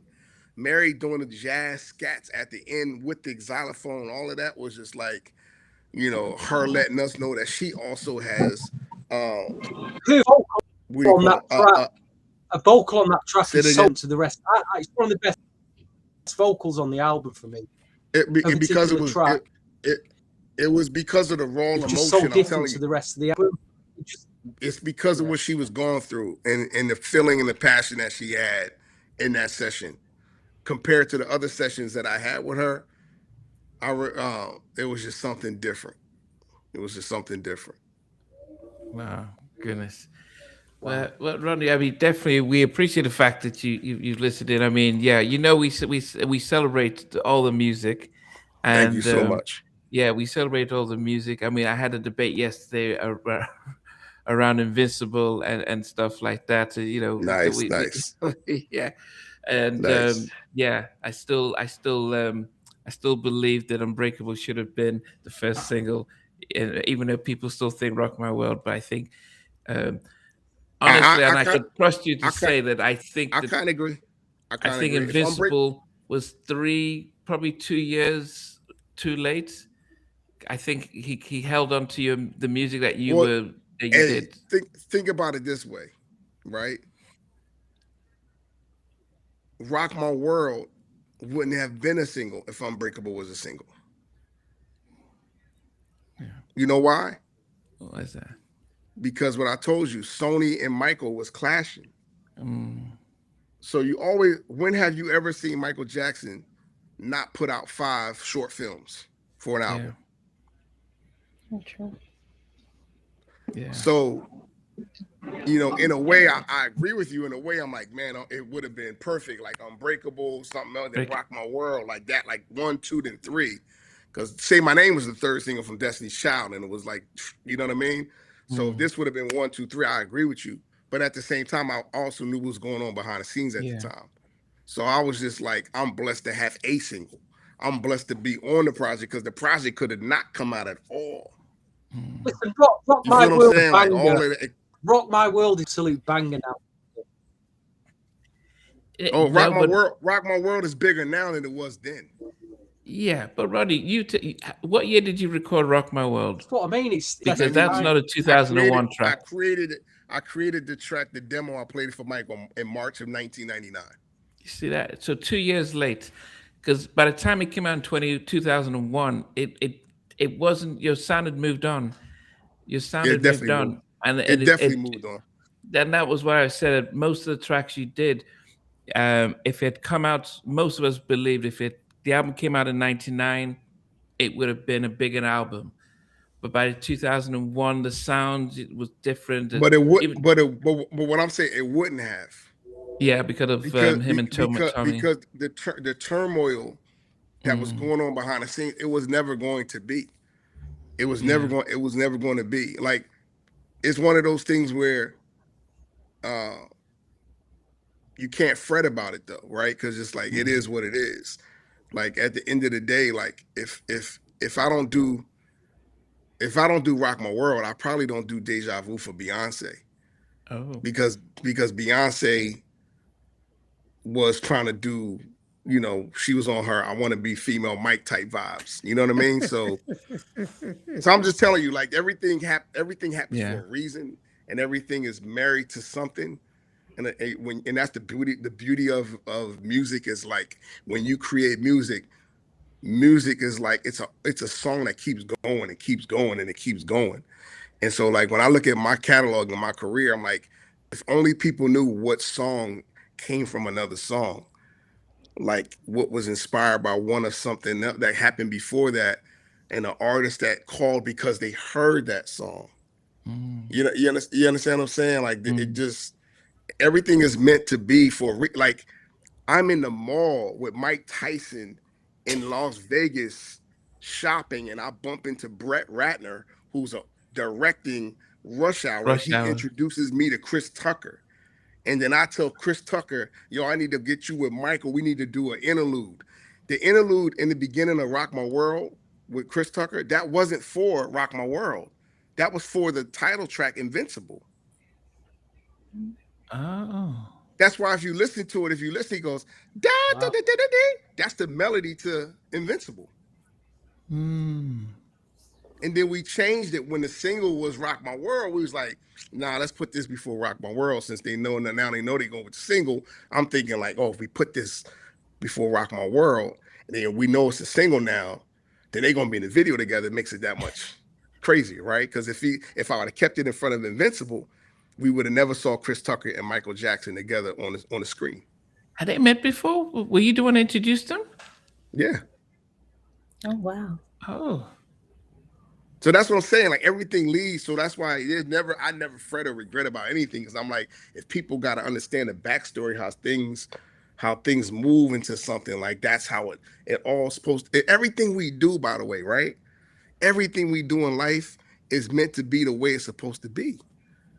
Yeah. Like we not down here writing this script. You know what I'm saying? We not right. This thing is already written for us. We just the actors playing it all out. Definitely. We just playing it out, bro. So I'm like, for me, I'm always like, I've learned to just look at everything as like it's almost like, man, every song I created is just an interlude. It's an interlude to the next thing. That's all it is. Interlude to the next one. Interlude to the next one. You don't get Beyonce and Lady Gaga telephone if you don't get The Boy's Mind. It don't happen. It don't happen. I'm telling you, it don't happen. The harp sound on The Boy's Mind is the harp sound on telephone 12 years later. Right? The concept of two females on the same song 12 years later. It's only because it was done with the boy's mind. No different what the Bible says. There's nothing new under the sun. We just going back and that's why if you listen, a lot of people are making music right now that sound like stuff that we heard in 99 and 2000, 2001. Yeah. That's right. You know what I'm saying? Everything is already done. Like you said, everything is already done. It's written. It's written. He knows every stupid thing we're gonna do. He knows every good thing we're gonna do, every wrong avenue, everything he does. He knows everything. He's all knowing. You don't get New Jack Swing without James Brown. You don't get you don't get Blackstreet's first album without Atomic Dog by George Clinton. You don't get it. That's what I'm saying. You don't get Bobby Brown. You don't get Bobby Brown's album that he did with Teddy and Joe Stone Street and all of them without Atomic Dog. Like everything, you got to understand, nothing's new under the sun. So our inspiration is coming from something. Yes, definitely. You know, Rodney, we can speak to you forever, but I know I'm out. We're blessed. I'm so honored to be a part of that, and I'm gonna keep watching y'all. Appreciate you coming on. Really appreciate it. So don't say nothing bad. So don't say nothing bad about me. Don't say nothing bad about me. I'm gonna keep watching because if y'all do, I'm gonna jump back on. I got the link now. Later, y'all. God bless. God bless. Goodness. Goodness. That was dope. that was dope. That was a good look. Yeah, definitely. And he answered a lot of stuff that we probably wouldn't have asked, right? Or didn't even know. Like my mouth was just like, huh? Word? Well, even the locks. No, what you were gonna say, Nampi? I'm sorry. No, I was saying even the stuff about the locks and you know, and Stevie's song searching and stuff like that.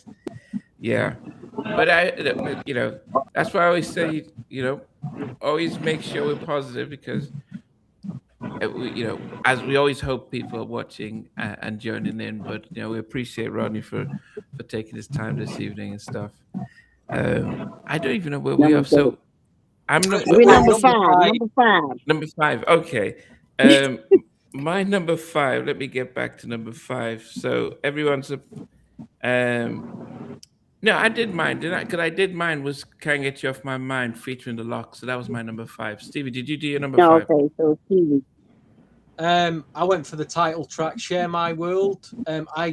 Over the last few weeks that I've been listening to it, it could have been a lot higher up. I think it's just, you know, I probably appreciate this track a lot more now than what I did back then. It sounds amazing.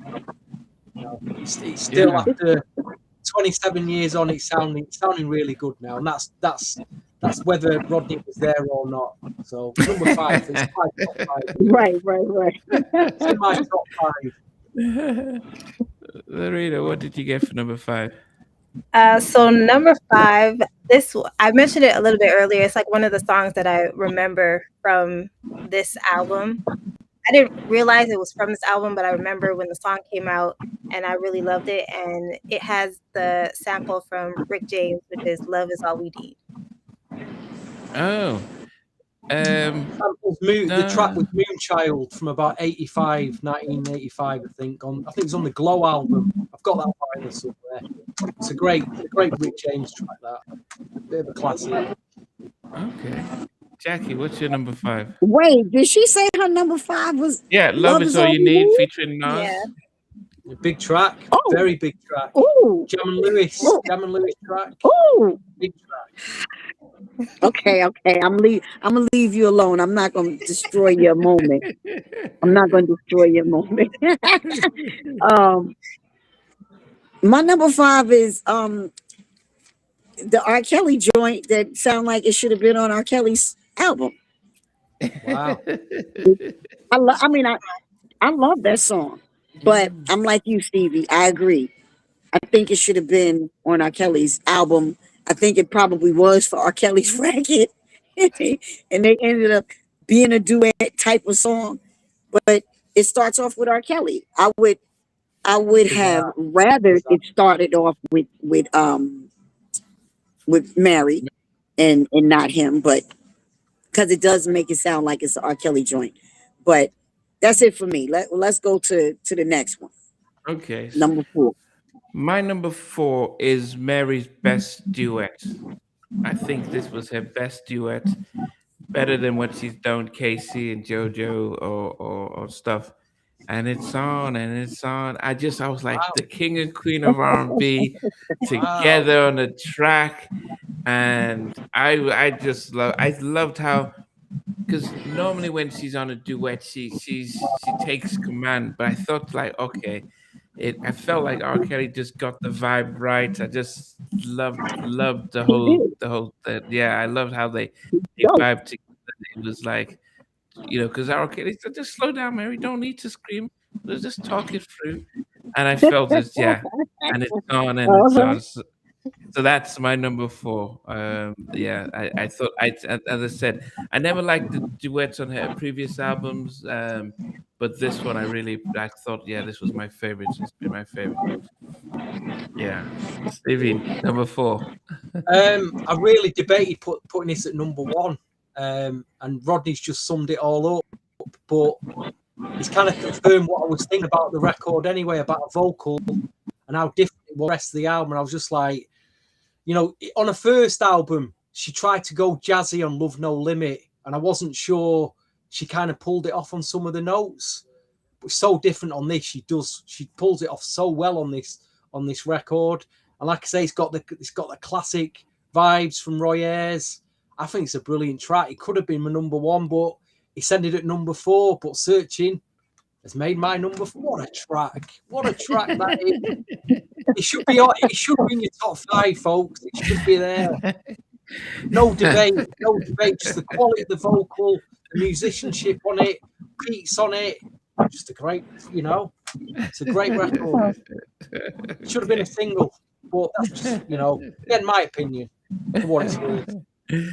Lorena, what did you get for number 5? Number 4. Right? Number 4. Okay, so number 4 is the title track of the album. It's Share My World. I love that song. So that comes in at number 4 for me.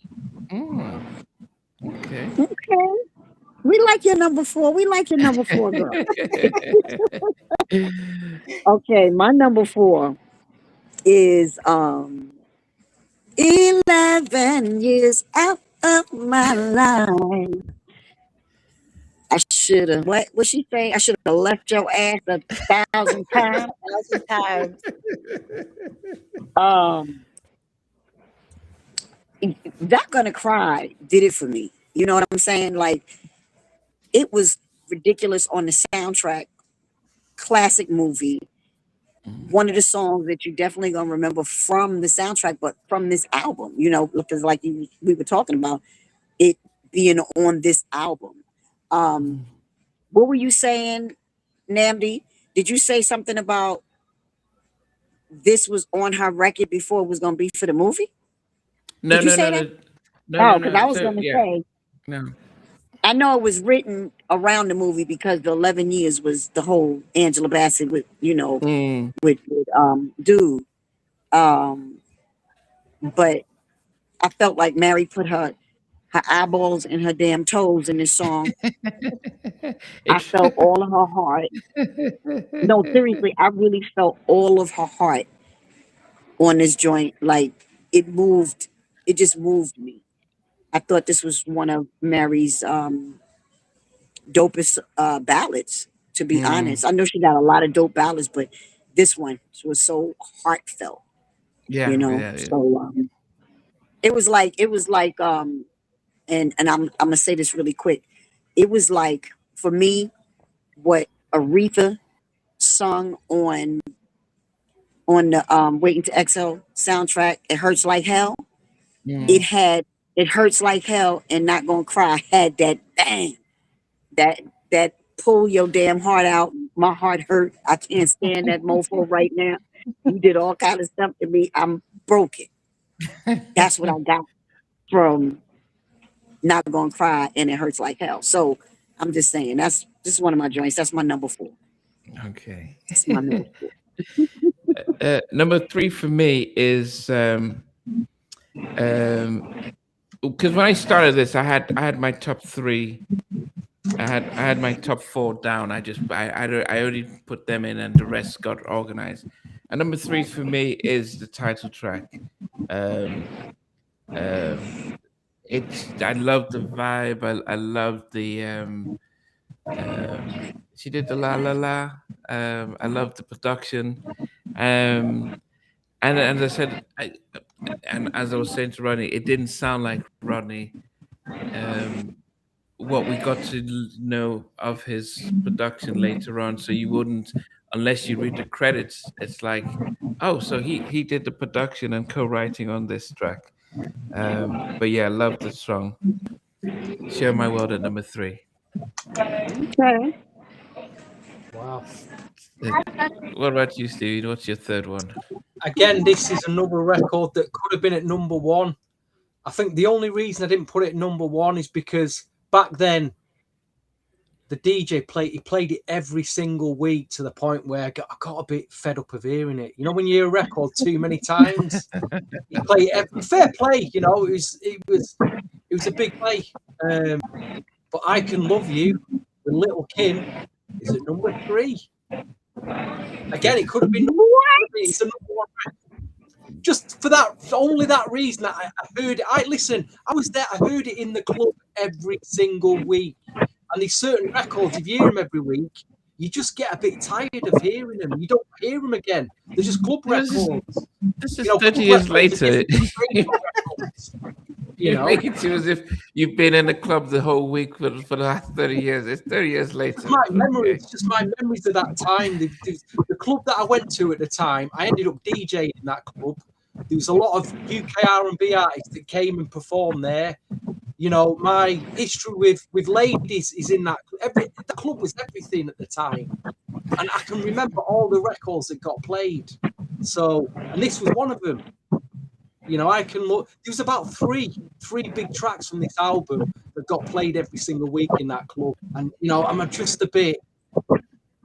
You know, it's like how much chocolate can you eat before you start to feel sick? I don't know. You know what I mean? It's one of them, but it could have been number 1. It could have been number 1. I Can Love You. Is it? You know, it's a 1, 2, 3 record on this album. You know, let's see where you've all put it before you all give me an hard time. It Let's had see to, where but you know, it had to bang in your head though. You know, that was a headbanger. So they had to play it over and over again because you had to hear Little Kim come in on that. How If I many told times you do I once, need I to told hear you say, twice. Come on. you know, Belle Biv DeVoe Poison? There's another one. I don't need to hear that record in my life again. Too many times. Okay. Okay. What did you have for your 3rd song? Well, this one had me feeling like I went through a divorce, a bad relationship, and I was a kid. I think I was in elementary school with this song. He was singing like the rent was due. It was on a big soundtrack. I love this song till this day, and that's Not Gonna Cry. Wow. Even as a kid. Yeah, I was going through it with her. Right. Yeah, 11 years, man. I knew this. I was like, man, I've never heard somebody sing a song that felt like it was actually them telling us, giving out autobiography. It felt real. I'm thinking that It felt real. I felt like I was going through it too. Casey Heartbreak was still raw.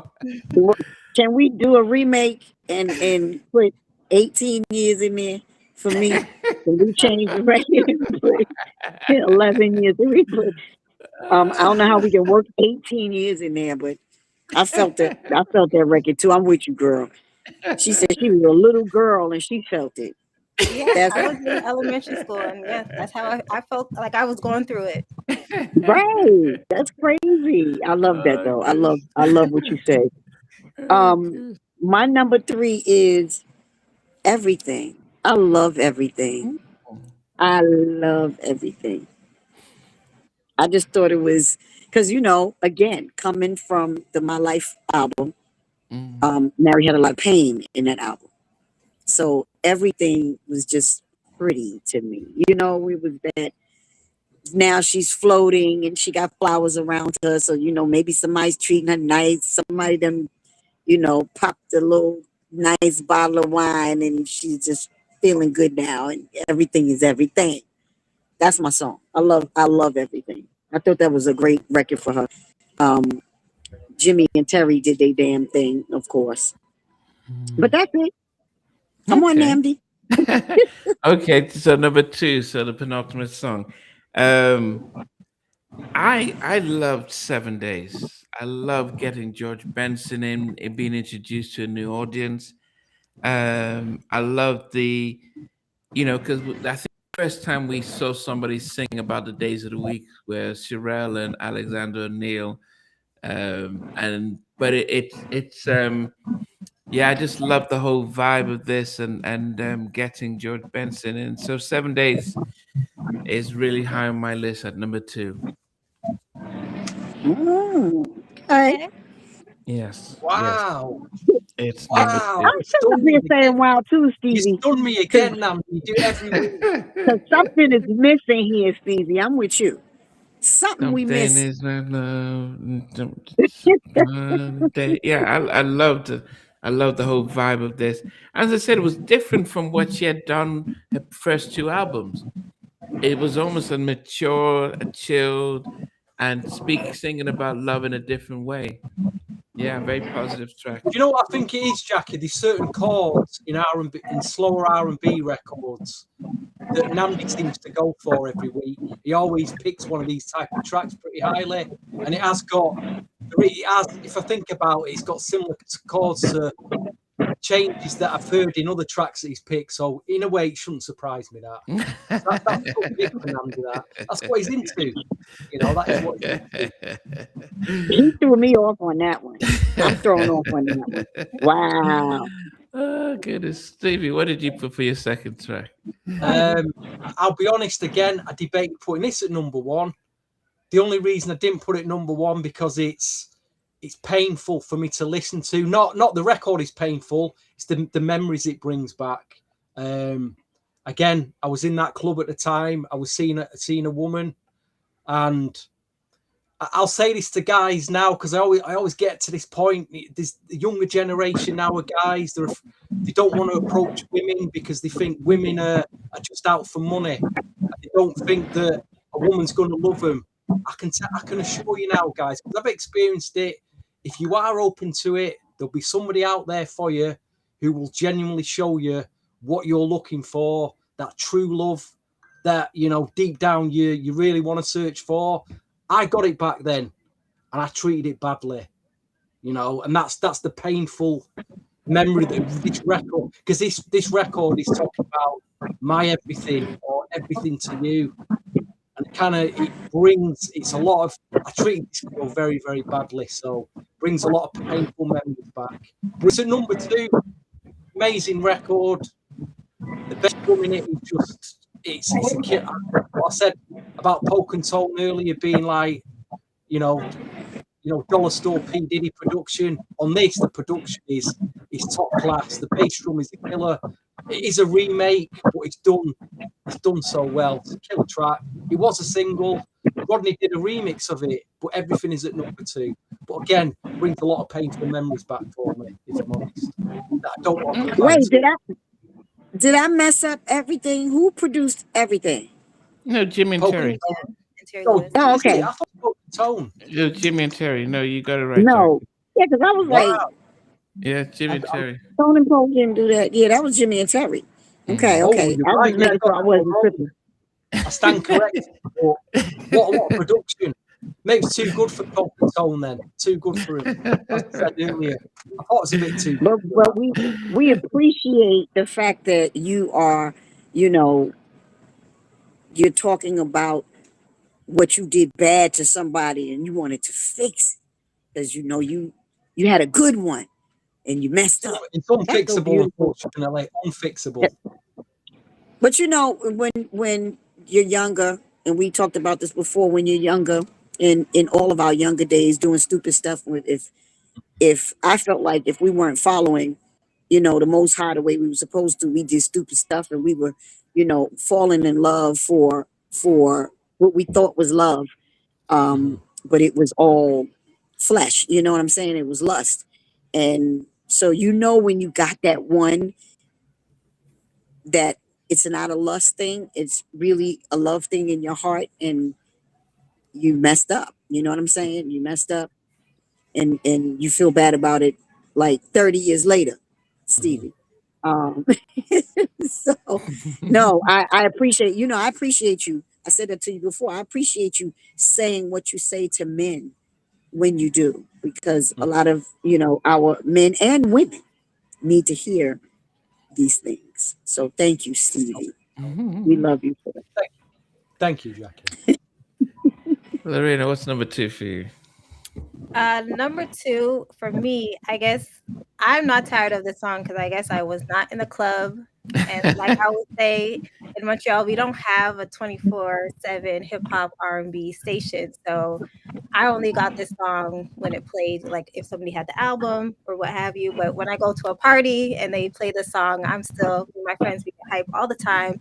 And that is I Can Love You with Lil Kim. Okay. Wow. Definitely interesting to see what everyone puts at number 1. Okay, That's Jackie. a crowd mover. My number 2. My number 2. Because I love my Nas. Jimmy and Terry killed this, but that Nas and Mary killed this, but that Nas rap was for me. That Nas rap was, you know, I'm from New York, so you know how we do.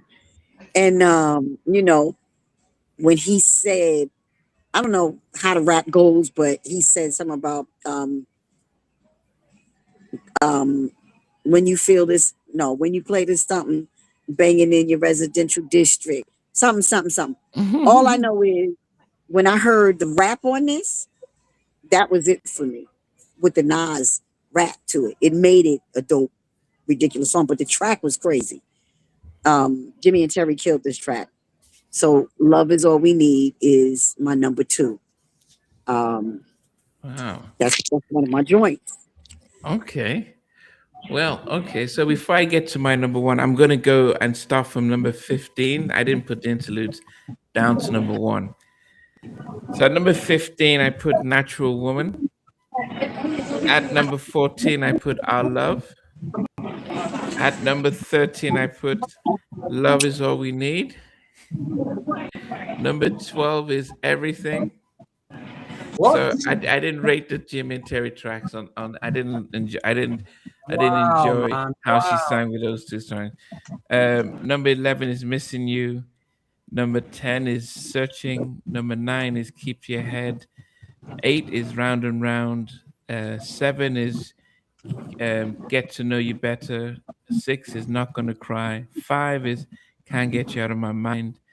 Number 4 is It's On with R. Kelly. Number 3 is Share My World. Number 2 is 7 Days. And I think this is, you know, if we're looking at, you know, top 5 Mary tracks of all times, I Can Love You. It's with the way Kim comes in, it's a bang at any decade, any time frame. It is such a needs no introduction. If it comes on, I mean, if you saw her on, I think it was Soul Train Awards or maybe one BET Awards, and she was just doing a dance to the track, and then Little Kim comes out. I think R. Kelly. I Can Love You. It is just such a, and that's a different thing. She's singing about I Can Love You, almost like trying to get into relationships. We spent decades listening to Mary sing about heartbreak, and here she is singing about trying to get into a relationship, upbeat and everything. And then Kim's. This was in Kim was on at her peak as well. Yeah, certified #1 on this album. Okay. Yeah, we did a gas song. It's never gonna get old, right, Mac? And the video was beautiful too, because she's just bobbing as Kim is rapping. It's iconic. Stevie, what's your rundown? I've just got an honourable mention for Not Gonna Cry. I think the only reason it didn't make my top 10 is because it was a few years old and it was already out on a soundtrack, and it was put on the album as a bonus track in the UK. But number 10 was a clash between Round and Round and 7 Days, and I went with 7 Days. Number 9 was Get to Know You Better. Number 8 is It's On with R. Kelly. Number 7 was Keep Your Head. Number 6 was Can't Get You Off My Mind.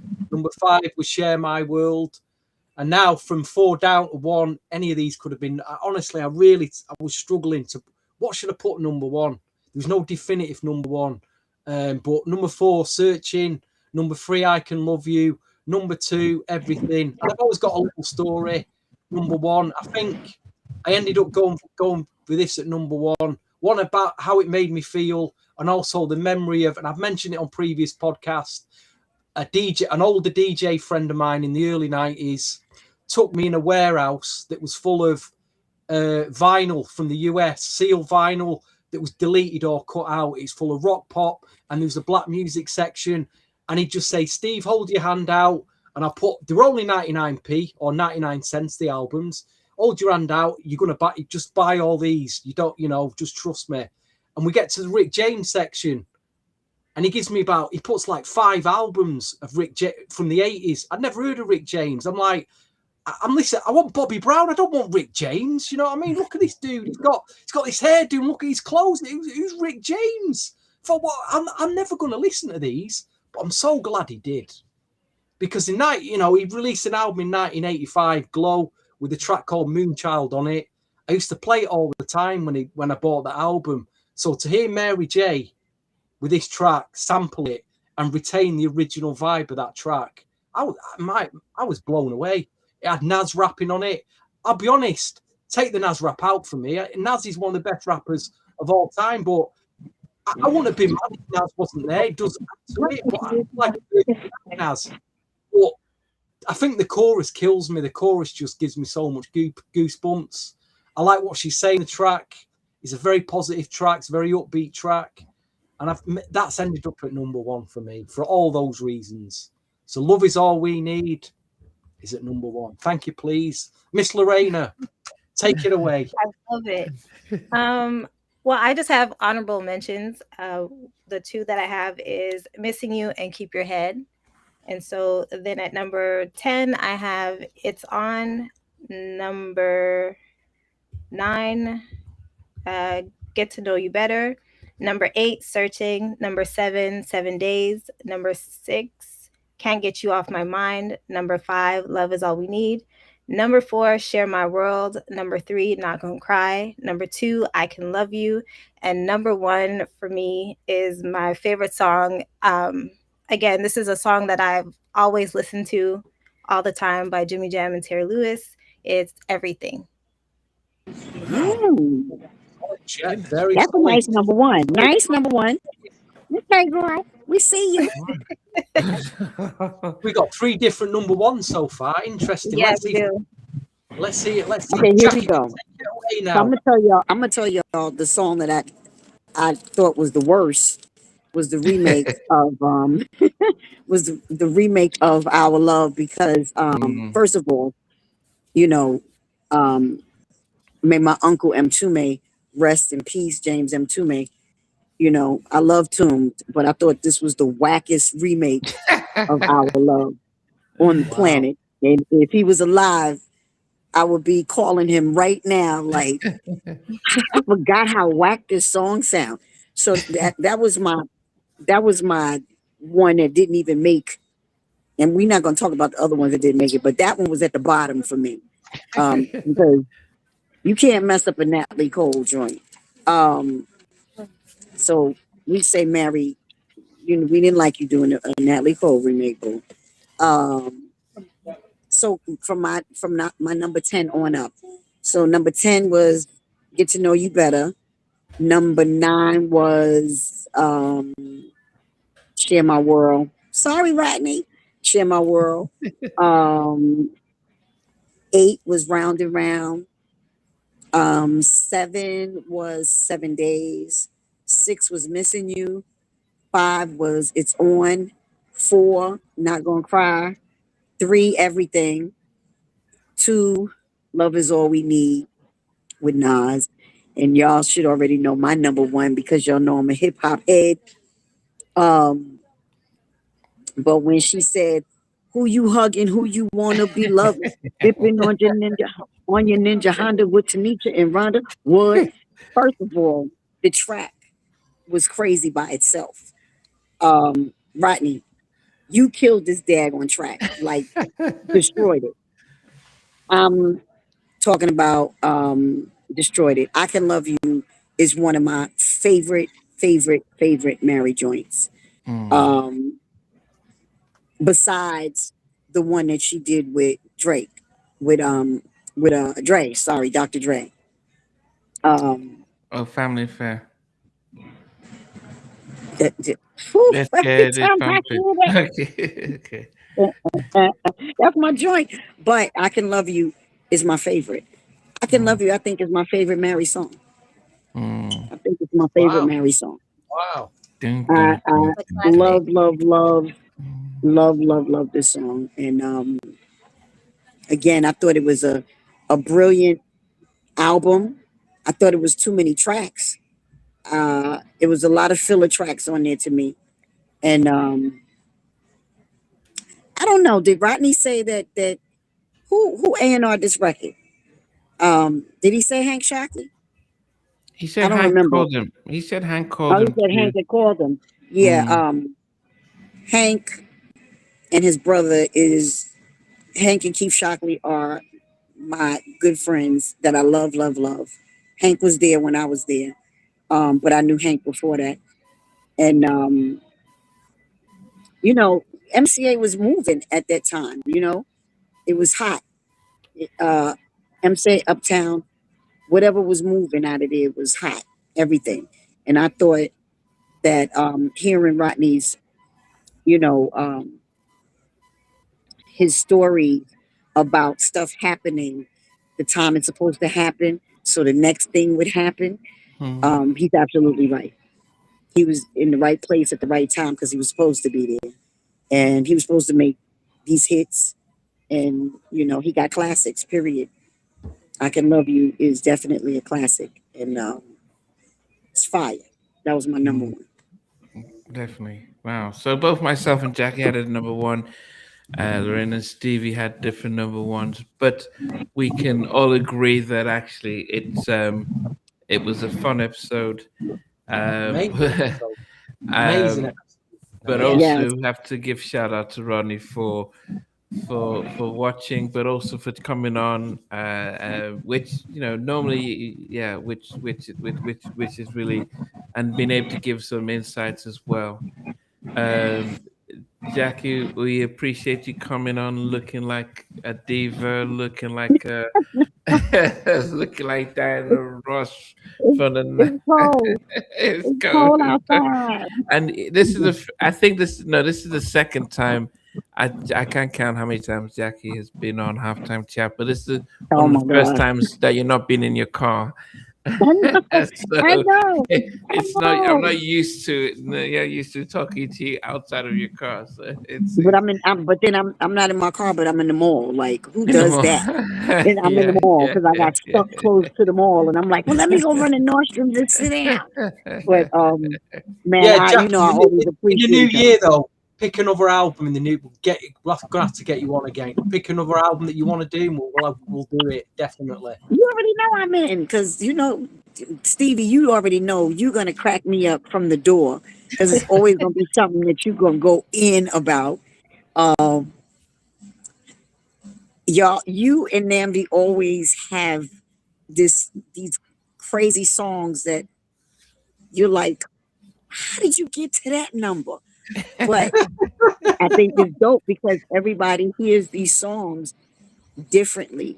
And for our baby girl that's on here, you know, we definitely giving her love because she's not only in a cold in a cold area where she lives. Add some hot chocolate for me, boo. But I will. you know, we're a older generation. You know what I mean? And you're younger, and you hear things the way you hear it, and we love that. You know, your generation is coming into the generation with us, so that we can, you know, collaborate on what we hear and what it sounds like to us. You know, and like you said, um, hearing songs from when you were a little girl, you felt like you was feeling the pain. Mhm. That's how I was like you when I heard, you know, Phyllis Hyman or Shaka Khan and them when I was young. I'm like, you know, I was like you. So just hearing you say that, that warmed my heart because I'm like, well, damn, now I'm older, you know, damn near 60 in these 50s, damn near 60. Um, we, you know, now we can appreciate the ones that are, you know, before us saying how they feel about music. And I thank you, Lovey. I really do. I thank you for you giving your, you know, at one point I thought you was gonna go to sleep on us. I was like, wait, boo, wake up. What happened? We losing you. Because you know, No. you start listening to the older crowd and be like, you know what? In your head, you was probably like, they boring me. Can we No, hear I was some? taking it all in because I love R&B music so much. Well, I love music in general, but R&B is it for me. So just to learn and hear from you and then hear from Rodney and then Stevie always has great stories and so does Namdi. So I'm just taking it all in. Like this experience is truly like really great. It's like one of my top experiences this year. This is super dope. Jackie, No, she's got a podcast, Total R&B podcast, and she interviews upcoming artists. oh, okay. Oh, that's Really dope. she's got eight If of the new artists.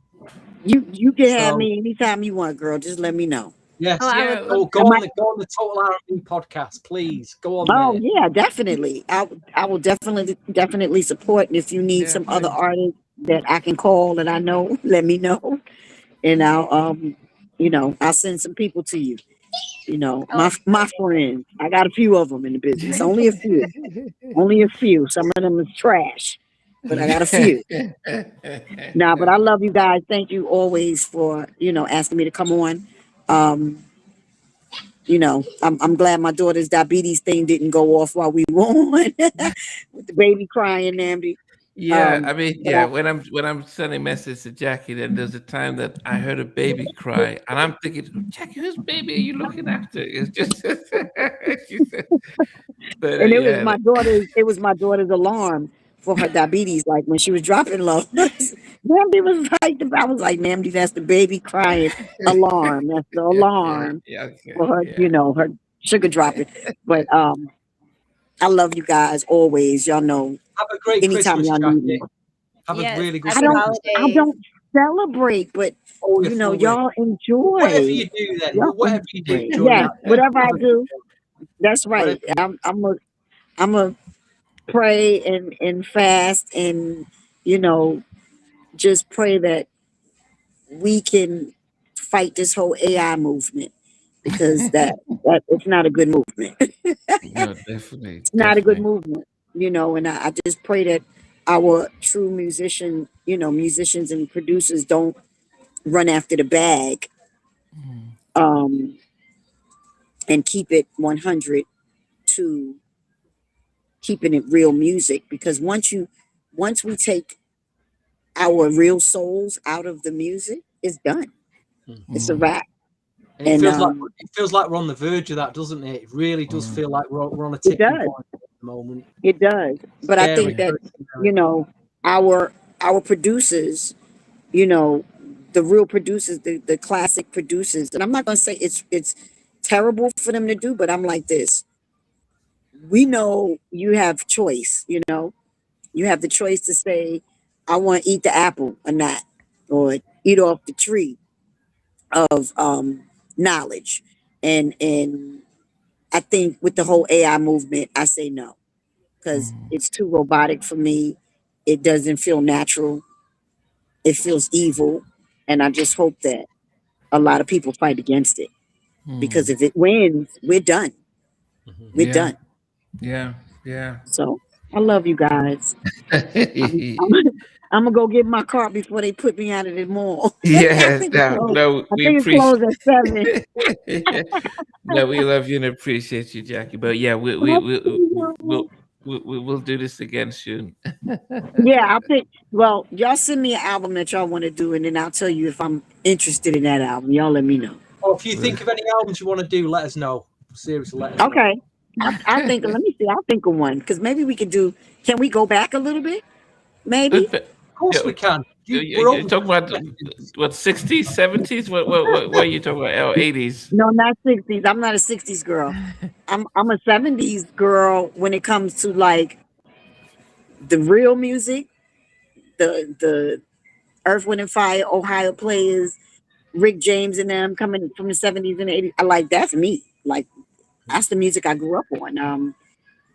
Confunction, SOS Band, you know, when that's how I met Babyface and LA and Babyface. I met them when they were the deal.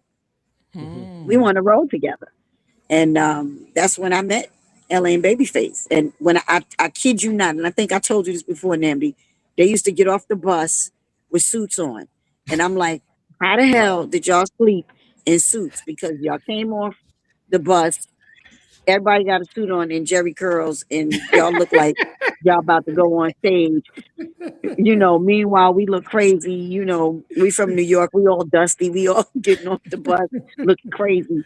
And they coming off the bus with suits, you know, and their Jerry curls and stuff ready to go on stage. No lie. But that's why I love LA Reid to this day. LA was always my favorite. We talked all the time. That's my boo. I love LA Reid. But anyway, we got all of those stories for later. So let me think of a record. Don't all right, worry. y'all. So All right. I'm gonna go get Miss Take Snow. care, I'll Jack. see y'all later. Stay All right. warm. Bye, Bye-bye. baby. Thank you. Oh goodness. So how have we felt about today, guys? Just it's a real.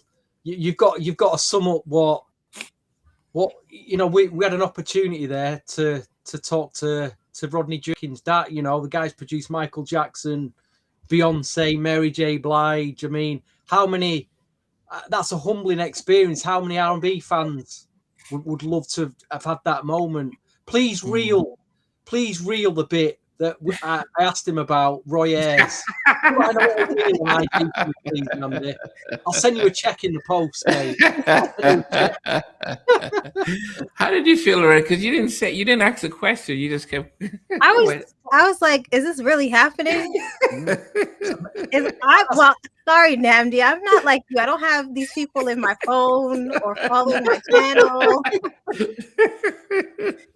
So to me, it was such an amazing experience. Like, I really can't believe that happened. And, you know, he was just answering questions and just, you know, dropping gems. So I truly appreciate this experience. I'm so glad you were here for that, because that, you know, for what you've been doing, to also have that moment with us like that will inspire you to keep pushing with what you're doing. Because, you know, moments like this happen if you keep doing what you're doing. Same thing I did on radio for 10 years when I was thinking, should I keep going? Should I keep? And then a moment like this would happen, and it just keeps you pushing on. So I'm glad it's happened. I'm glad you were here to experience it.